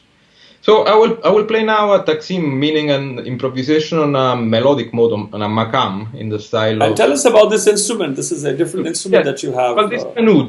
This is an oud. It's a modern oud. I see it's a modern one. That's why I didn't... No. It shares a common ancestor with the lute. But it's... Sometimes it's mistakenly said that the oud is the ancestor of the lute that it came before. Actually, the oud, it's a modern instrument that still exists and it evolved until today. Well, the lute, poor lute, it's a rediscovered instrument, but it's an extinct instrument. So, what the lute originated from is not the modern oud, of course, but it's an instrument that had very different features, most probably less strings, gut strings, maybe smaller in size, and we have depictions and sources to try to reconstruct this ancient instrument. But then the oud, of course, evolved until today, and now it's an instrument that is still, of course, played in many countries, and especially related with Islamic culture, but not only. And I had the privilege of studying it under your Daud Khan, which is one of the greatest virtuosos alive. He's one exponent of the Turkish style of playing the oud, and then the Ottoman makam system. So I will just play for you a Taqsim, so an improvised prelude in that style. Okay. And ਇਹ ਸਾਜ਼ ਊਦ ਹੈਗਾ, ਇਹਦਾ ਦੱਸਦੇ ਸਨ ਕਿ ਕਿਵੇਂ ਇਹਦਾ ਤੇ ਲੂਟ ਦੇ ਨਾਲ ਦਾ ਰਿਸ਼ਤਾ ਹੈਗਾ, ਭਾਵੇਂ ਊਦ ਜਿਹੜੀ ਹਲੇ ਵੀ ਜੀਵਿਤ ਹੈ, ਪਰ ਉਹਦੀ ਸ਼ਕਲਾਂ ਤੇ ਉਹਦੀ ਸੁਰਤਾਂ, ਉਹਦੇ ਵਜਾਉਣ ਦੀ ਵਿਧੀ ਤੇ ਉਹਦੀ ਜਿਹੜੀ ਬਣਾਉਣ ਦੀ ਵਿਧੀ, ਤਾਰਾਂ ਦਾ ਹੋਰ ਬਦਲਦਾ ਰਿਹਾ। ਪਰ ਜਿਹੜਾ ਲੂਟ ਹੈਗਾ ਉਹ ਇੱਕ ਯਾਨੀ ਕਿ ਮਰ ਚੁੱਕਿਆ ਹੋਇਆ ਸਾਜ਼ ਹੈ, ਜਿਵੇਂ ਰਬਾਬ ਤਾਂ ਉਸ ਸਰਤ ਦਾ ਮਰ ਚੁੱਕੇ ਸਨ, ਜਿਹਨਾਂ ਨੂੰ ਮੈਨੂੰ ਸੁਭਾਗ ਮਿਲਿਆ ਹੱਥੀਂ ਬਣਾ ਕੇ ਰਿਵਾਈਵ ਕਰਨ ਦਾ, ਯਾਨੀ ਹਰਭਜਨ ਸਿੰਘ ਮਿਸਤਰੀ ਉਹਨਾਂ ਨੂੰ ਲੱਭਿਆ। ਸੋ ਇਹ ਬੜੀ ਇੰਟਰਸਟਿੰਗ ਗੱਲ ਹੈ ਕਿ ਯੂਰਪ ਦੇ ਵਿੱਚ ਵੀ ਚੀਜ਼ਾਂ ਅਲੋਪ ਹੋ ਗਈਆਂ ਸਨ ਜਿਨ੍ਹਾਂ ਦਾ ਪੁਨਰ ਸਿਰਜਣ ਹੋਇਆ ਹੈਗਾ। ਸੋ ਇਹ ਊਦ ਹੈਗੀ ਹੈ ਜਿਹੜੇ ਟਰਕੀ ਦੇ ਵਿੱਚ ਆ ਰਹੇ, ਆਟੋਮਨ ਅੰਪਾਇਰ ਦੇ ਨਾਲ, ਜਿਹੜਾ ਆਟੋਮਨ ਜਿਹੜੀ ਸਿਵਲਾਈਜੇਸ਼ਨ ਹੈ ਉਹਦੇ ਨਾਲ ਉੱਥੇ ਮੁਕਾਮ ਜਿਹੜੇ ਵਜਾਏ ਜਾਂਦੇ ਸਨ, ਉਹਨਾਂ ਦੇ ਨਾਲ ਦਾ ਇਹਦਾ ਸੰਬੰਧ ਹੈਗਾ।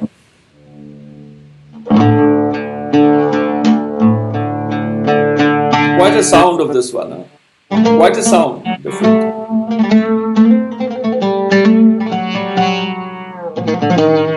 Wow, wow.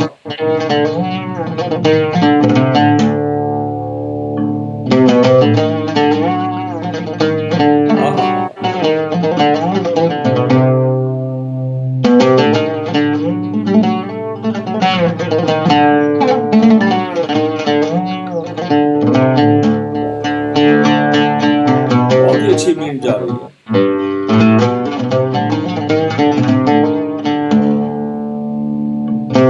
बीज रूप भी है, तल्लीन रूप भी है।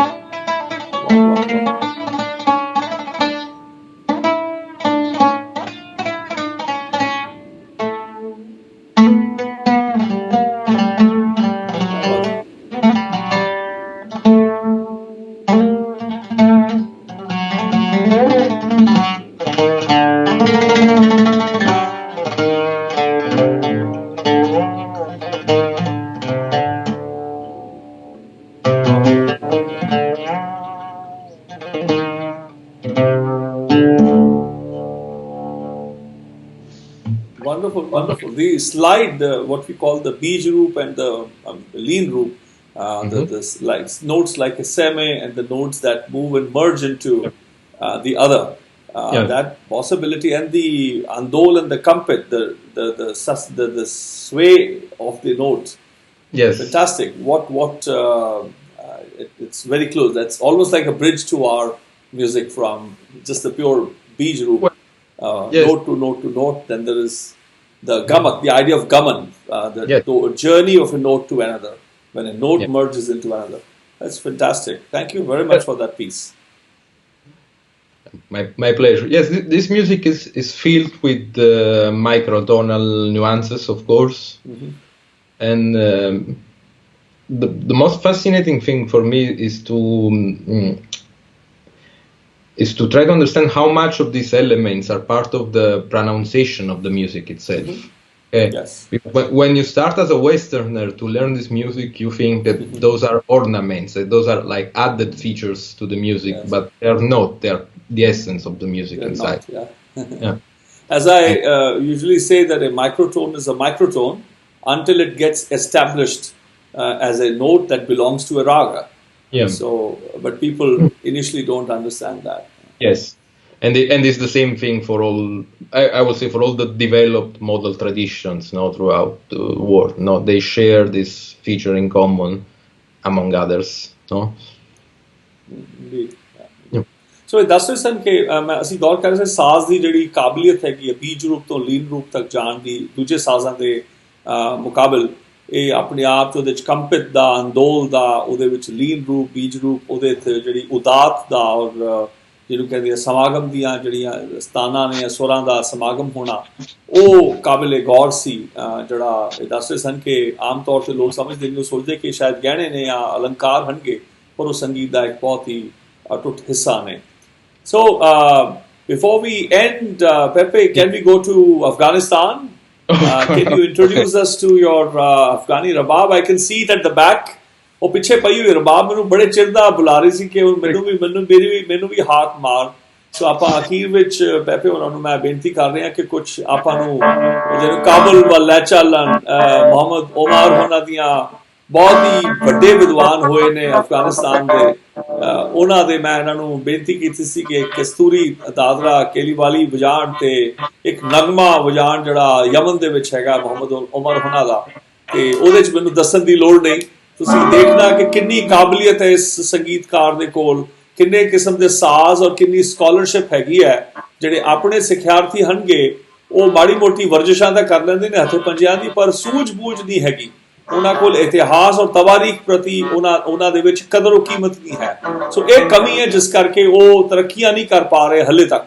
ਜਦ ਤੱਕ ਇਹ ਸਿਰਫ ਪਹਿਲਵਾਨੀ ਜਾਂ ਮਾੜੀ ਮੋਟੀ ਮਸ਼ੱਕਤ ਕਰ ਲੈਣੀ, ਮਿਹਨਤ ਕਰਨ ਦਾ ਅਰਥ ਨਹੀਂ ਹੁੰਦਾ ਸੰਗੀਤਕਾਰ ਵੱਜ ਜਾਣਾ। ਸੰਗੀਤজ্ঞ ਹੋਣਾ, ਅੱਛਾ ਸੰਗੀਤজ্ঞ ਜਿਹੜਾ ਹੈਗਾ, ਖੋਜ ਸ਼ਾਸਤਰੀ ਜਿਹੜਾ, ਉਹ ਜ਼ਿਆਦਾ ਵੱਡਾ ਸੰਗੀਤ ਪੈਦਾ ਕਰ ਸਕਦਾ ਹੁੰਦਾ। ਇਹ ਮੈਨੂੰ ਲੱਗਦਾ ਹੈ ਕਿ ਤੁਹਾਡੇ ਸਾਰਿਆਂ ਲਈ ਇੱਕ ਪ੍ਰਮਾਣ ਬਣੇਗਾ ਇਹ ਜਿਹੜੀ ਅੱਜ ਦੀ ਬੈਠਕ ਹੈਗੀ ਹੈ। So I was just mentioning a couple of little light talk with the students of music back in India. I was actually trying to praise you. I was just talking about your versatility, how versatile you are, that you can play so many instruments. Because some of the youngsters back in India, they think they can do some exercises on the frets and they think they become stars. But I was just telling them, look, the scholarship is very important. The more scholarship you have, the better music that you will produce. It's very important. I was just telling them. Okay. So we'll play a little nagma. Can you go little behind? The rabab is missing. Just a little behind. That's good. Yeah.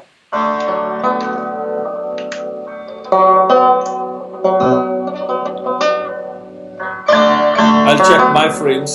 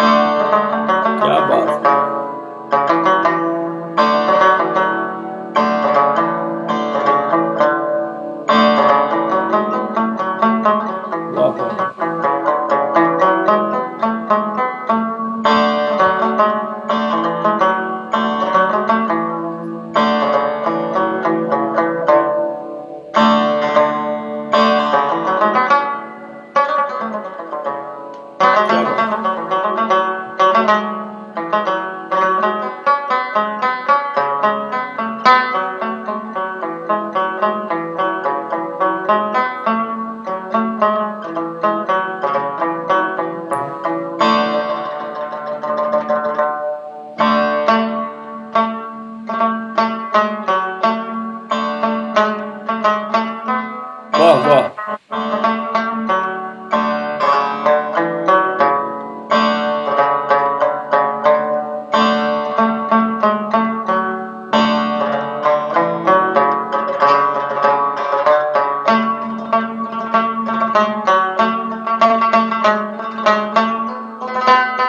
Wow.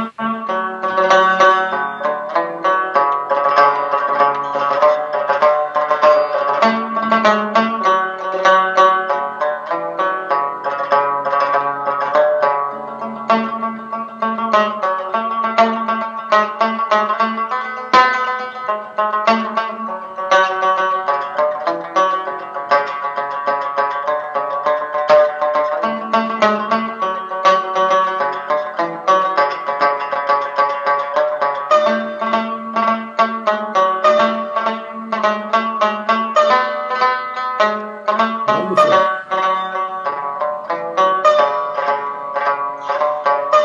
Uh-huh.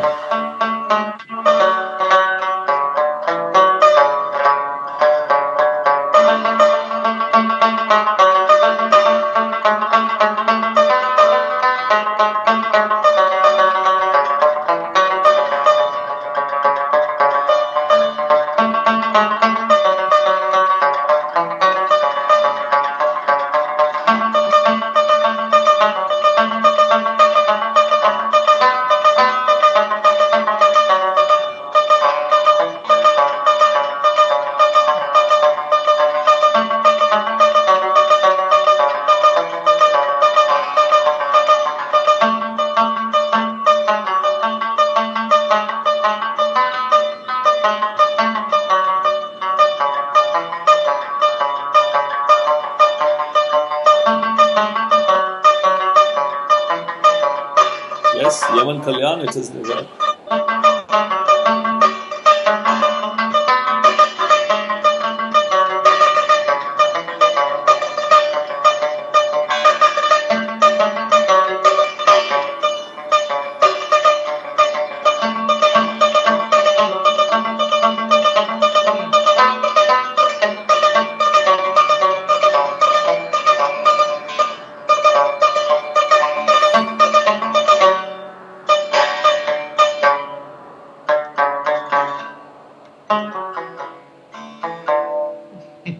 That's very nice. Wonderful, wonderful. Thank you very much. Yeah. What is And that? yeah, this is the Yaman Kalyan. Yes, one of my students, Nirvair, was asking. She recognized all the way from Arizona, in Tucson, Arizona. Yeah, She was yeah. asking. She was asking it's Kalyan. That's fantastic. And what would you play? What would you like to end with? The Kasturi? Well, we can end with some of the pieces of the Afghan melodies which are dearest to me because they are like I see. also the first one that I learned from my I see. Ustad, Daud Khan Sadozai, and which are let's say not exactly in a raga, I would say, but more in a mode which is typical of the folk Yes. music of Pashto people and Afghanistan in general, which is a beautiful melodic mode called Kesturi that ends on the pa.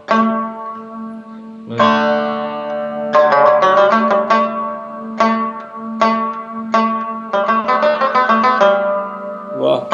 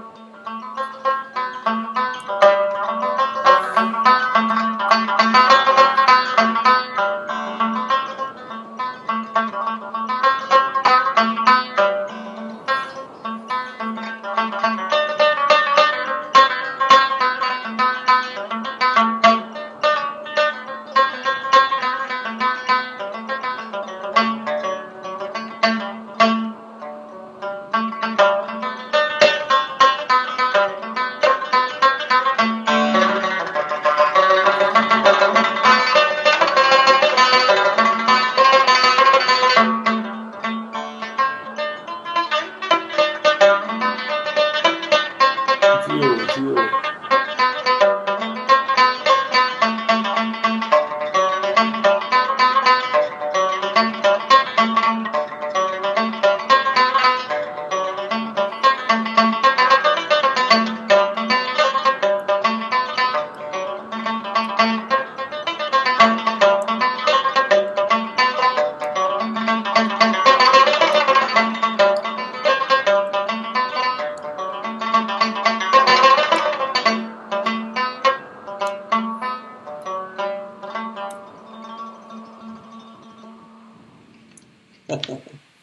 That was absolutely fantastic, Peppe.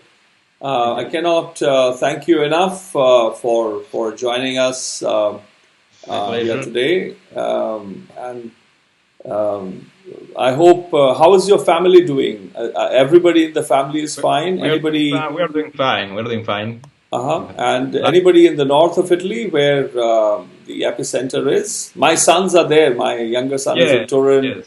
Torino, the Politecnico, and the elder one is Università di Bologna. Luigi is there. Leonardo is in Turin. So as you surely know, there the situation is a bit more complicated in general, but it seems that we are on the way out slowly. So it's a pity I'm here, like stranded here, but I cannot even travel in Italy. It's not just the travel to India. I cannot meet. I would have, the Baithak. I would have maybe come to Salerno to you and done it, live together. And I would have loved to be with Luigi Polsini or Giuliano Zorja. Giussi is all in Brussels. I couldn't really go suddenly just like that. But at least the ones in Italy, I would have loved to actually visit and do it. And this technological, maybe we could have jammed together, done some things together as well. But I'm looking forward to later this year, we'll do something in the US, the Anād Ensemble I've put together. You were busy earlier, and I was very grateful to you for introducing me to this fantastic family, headed by Carolina Pace and her employee husband, as I tease them, Michele Carreca, so wonderful. And their lovely boy.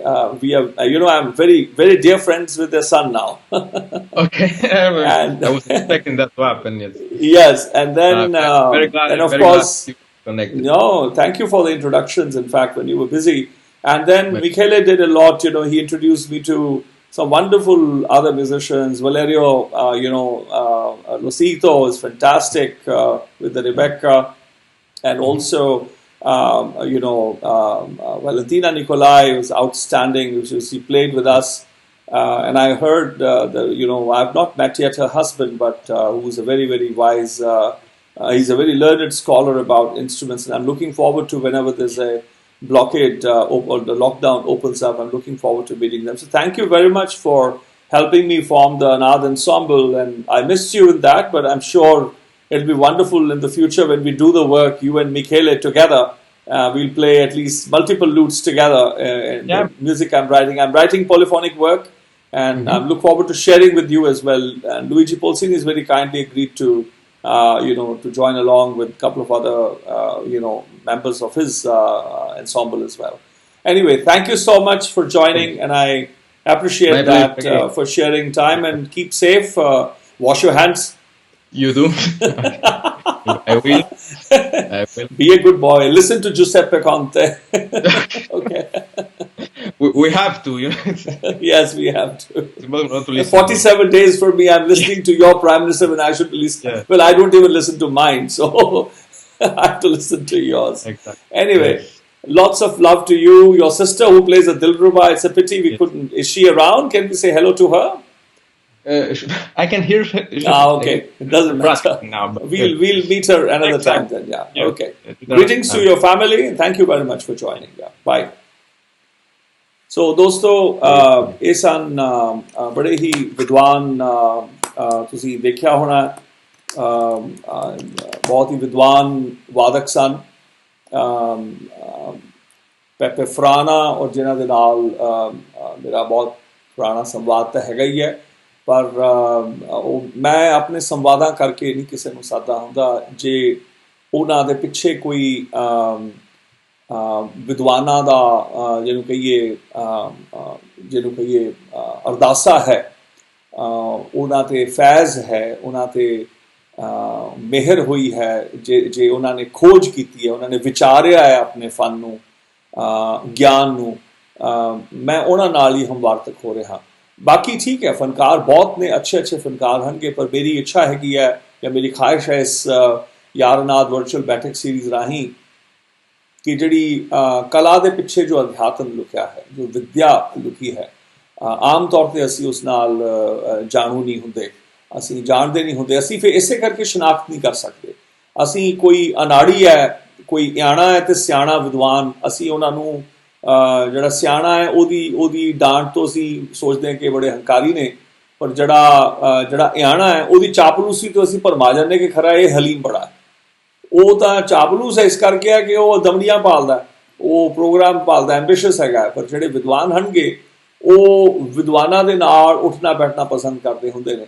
ਸੋ ਆਮ ਤੌਰ 'ਤੇ ਅਸੀਂ ਫਰਕ ਨਹੀਂ ਜਾਣਦੇ ਸੋਨੇ ਤੇ ਮਿੱਟੀ ਦੇ ਵਿੱਚ, ਅੰਮ੍ਰਿਤ ਤੇ ਗੂੰ ਦੇ ਵਿੱਚ ਅਸੀਂ ਫਰਕ ਨਹੀਂ ਜਾਣਦੇ ਹੁੰਦੇ। ਅਸੀਂ ਇਸੇ ਕਰਕੇ ਜਿਵੇਂ ਕਹਿੰਦੇ ਆ, ਜਿਵੇਂ ਸੂਰ ਦੀ ਆਦਤ ਹੁੰਦੀ ਹੈ ਨਾ ਕਿ ਹਰ ਪਾਸੇ ਮੂੰਹ ਮਾਰ ਲੈਣਾ, ਕੁੱਤਿਆਂ ਦੀ ਵੀ ਆਦਤ ਹੁੰਦੀ ਹੈ।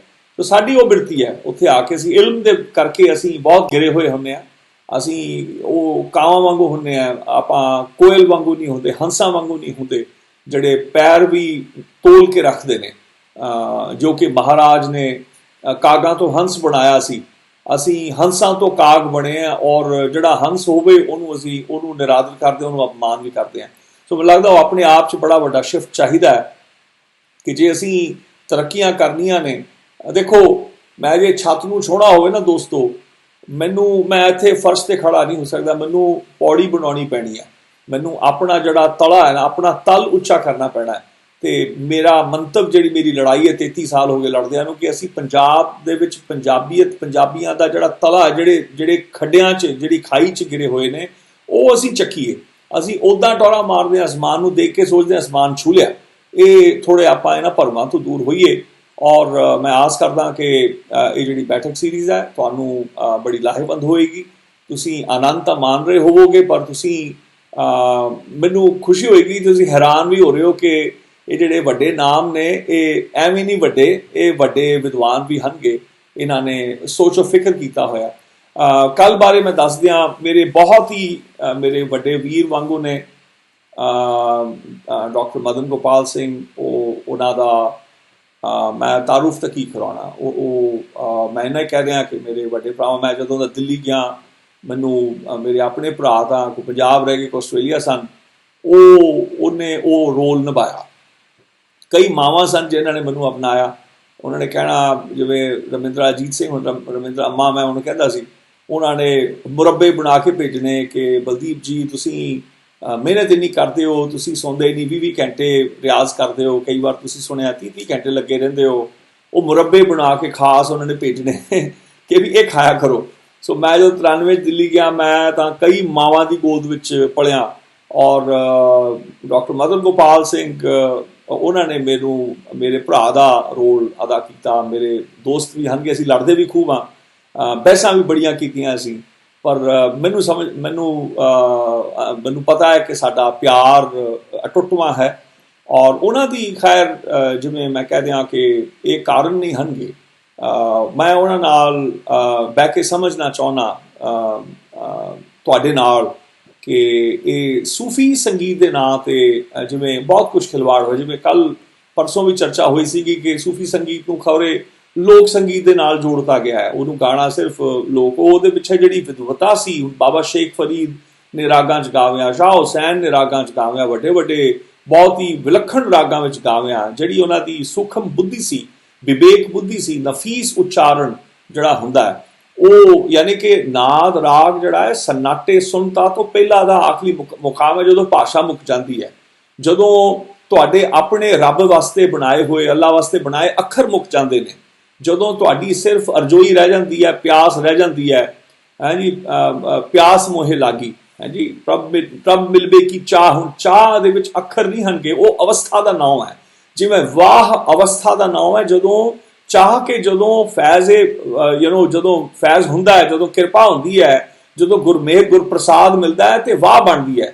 ਉਹ ਚਾਹ ਜਦੋਂ ਵਾਹ ਬਣਦੀ ਹੈ, ਉੱਥੋਂ ਫਿਰ ਵਾਹ ਨੂੰ ਗੁਰੂ ਨੂੰ ਵਾਹ ਕਹੀ ਜਾਂਦੀ ਹੈ ਕਿ ਹੇ ਗੁਰੂ, ਇਹ ਤੇਰਾ ਸਦਕਾ ਜੇ, ਇਹ ਪਰਮ ਪੁਰਖ ਪਰਮੇਸ਼ਵਰ ਤੇਰਾ ਸਦਕਾ ਇਹ ਵਾਹ ਹੈ, ਇਹ ਜਿਹੜਾ ਮੈਨੂੰ ਆਨੰਦ ਆਇਆ ਜਿਸ ਕਰਕੇ ਮੈਂ ਤੇਰੀ ਦਾਤ ਦੇ ਰਿਹਾ। ਸੋ ਇਹ ਜਿਹੜਾ ਚੱਕਰ ਹੈਗਾ ਉਹਨਾਂ ਦਾ ਜਿਹੜਾ ਚਿੰਤਨ ਹੈਗਾ, ਉਹਨਾਂ ਨੇ ਸੂਫੀ ਜਿਹੜਾ ਕਲਾਮ ਹੈ, ਸੂਫੀ ਸੰਗੀਤ ਨਹੀਂ ਮੈਂ ਕਹਾਂਗਾ, ਸੂਫੀ ਕਲਾਮ ਸੂਫੀ ਸੰਗੀਤ ਬੜੇ ਕਿਸਮ ਦਾ ਹੈ ਔਰ ਉਹਨਾਂ ਨੂੰ ਹਰ ਕਿਸਮ ਦੇ ਸੰਗੀਤ ਦੀ ਉਹਨਾਂ ਦੇ ਕੋਲ ਵੰਨਗੀ ਹੈਗੀ ਹੈ, ਪਰ ਉਹਨਾਂ ਨੇ ਕਲਾਮ ਨੂੰ ਸਮਝਿਆ। ਉਹਨਾਂ ਨੇ ਜਿਹੜੇ ਵੱਡੇ ਵੱਡੇ ਸੂਫੀ ਹੋਏ ਨੇ, ਗੁਰਬਾਣੀ ਵੀ ਹੋਈ, ਉਹ ਗੁਰਬਾਣੀ ਬਹੁਤ ਅੱਛੀ। ਉਹਨਾਂ ਦੇ ਪਿਤਾ ਜੀ ਡਾਕਟਰ ਸਾਹਿਬ ਹਰਭਜਨ ਸਿੰਘ ਜੀ, ਜਿਹੜੇ 20ਵੀਂ ਸ਼ਤਾਬਦੀ ਦੇ ਦੁਨੀਆ ਦੇ ਵੱਡੇ ਕਵੀਆਂ 'ਚੋਂ ਸਨ। ਮੇਰਾ ਤਾਂ ਸੁਭਾਗ ਉਹਨਾਂ ਦੇ ਆਖਰੀ ਸਾਲਾਂ ਦੇ ਵਿੱਚ ਹੀ ਮੁਲਾਕਾਤ ਦਾ ਸੀ, ਉਹਨਾਂ ਨੂੰ ਮੈਂ ਡਾਕੂਮੈਂਟ ਵੀ ਕੀਤਾ। ਮੈਂ ਬੜਾ ਹੀ ਭਾਵ ਮਤਲਬ ਹੋਇਆ ਜਦੋਂ ਇੱਕ ਵੀਡੀਓ ਮਦਨ ਭਾ ਨੇ ਪਾਈ ਆਪਣੇ ਪਿਤਾ ਜੀ ਦੀ, ਉਹ ਕਵਿਤਾ ਸੁਣਾ ਰਹੇ ਨੇ, ਲੋਕਾਂ ਨੂੰ ਦੱਸ ਰਹੇ ਨੇ, ਸਰੋਤਿਆਂ ਨੂੰ ਦੱਸ ਰਹੇ ਨੇ, ਵਿਦਵਾਨ ਸਰੋਤਿਆਂ ਨੂੰ, ਕਿ ਉਹਨਾਂ ਨੇ ਰੱਬ ਨਾਲ ਕਿਵੇਂ ਵਾਰਤਾ ਕੀਤੀ, ਉਹਨੂੰ ਰੱਬ ਨਾਲ ਕਿਵੇਂ ਗਾਲ ਗਲੋਚ ਹੋਏ, ਉਹਨੂੰ ਡਾਂਟਿਆ ਕਿਵੇਂ ਯਾਰ ਕਿ ਹੁਣ ਤਾਂ ਰਾਤ ਮੁਕਾ ਬਹੁਤ ਹੋ ਲਿਆ। ਸੋ ਮੈਂ ਬਹੁਤ ਹੀ ਉਹ ਮੈਂ ਸਾਂਝੀ ਵੀ ਕੀਤੀ, ਸ਼ੇਅਰ ਵੀ ਕੀਤੀ, ਉਹ ਤੁਸੀਂ ਜ਼ਰੂਰ ਦੇਖਣਾ ਡਾਕਟਰ ਸਾਹਿਬ ਹਰਭਜਨ ਸਿੰਘ ਹੋਣਾ ਦੀ ਮੇਰੇ ਪੇਜ ਤੇ, ਡਾਕਟਰ ਮਦਨ ਗੋਪਾਲ ਸਿੰਘ ਉਹਨਾਂ ਦੇ ਪੇਜ ਦੇ ਉੱਤੇ। ਸੋ ਉਹਨਾਂ ਦੇ ਬਾਰੇ ਵੀ ਮੈਂ ਕੋਸ਼ਿਸ਼ ਕਰਾਂਗਾ ਕਿ ਡਾਕਟਰ ਮਦਨ ਗੋਪਾਲ ਹੋਣੀ ਜੇ ਆਪਾਂ ਨੂੰ ਆਪਣੇ ਪਿਤਾ ਜੀ ਦੀਆਂ ਕੁਝ ਕਵਿਤਾਵਾਂ ਵੀ ਸੁਣਾਉਣ ਔਰ ਆਪਣੀਆਂ ਕਵਿਤਾਵਾਂ ਵੀ ਸਾਨੂੰ ਸੁਣਾਉਣ। ਕੁਝ ਉਹ ਬੰਦਿਸ਼ਾਂ ਨਵੀਆਂ ਵੀ ਕਰਦੇ ਰਹਿੰਦੇ ਨੇ, ਪਿੱਛੇ ਜੇ ਕਰਦੇ ਪਏ ਨੇ, ਮੈਂ ਦੇਖਦਾ ਪਿਆ ਸਾਂ, ਕਈ ਵਾਰ ਮੈਂ ਅਕਸਰ ਦੇਖਦਾ ਪਿਆ ਸਾਂ ਕਿ ਦੇਖਦੇ ਰਹਿੰਦੇ ਆ।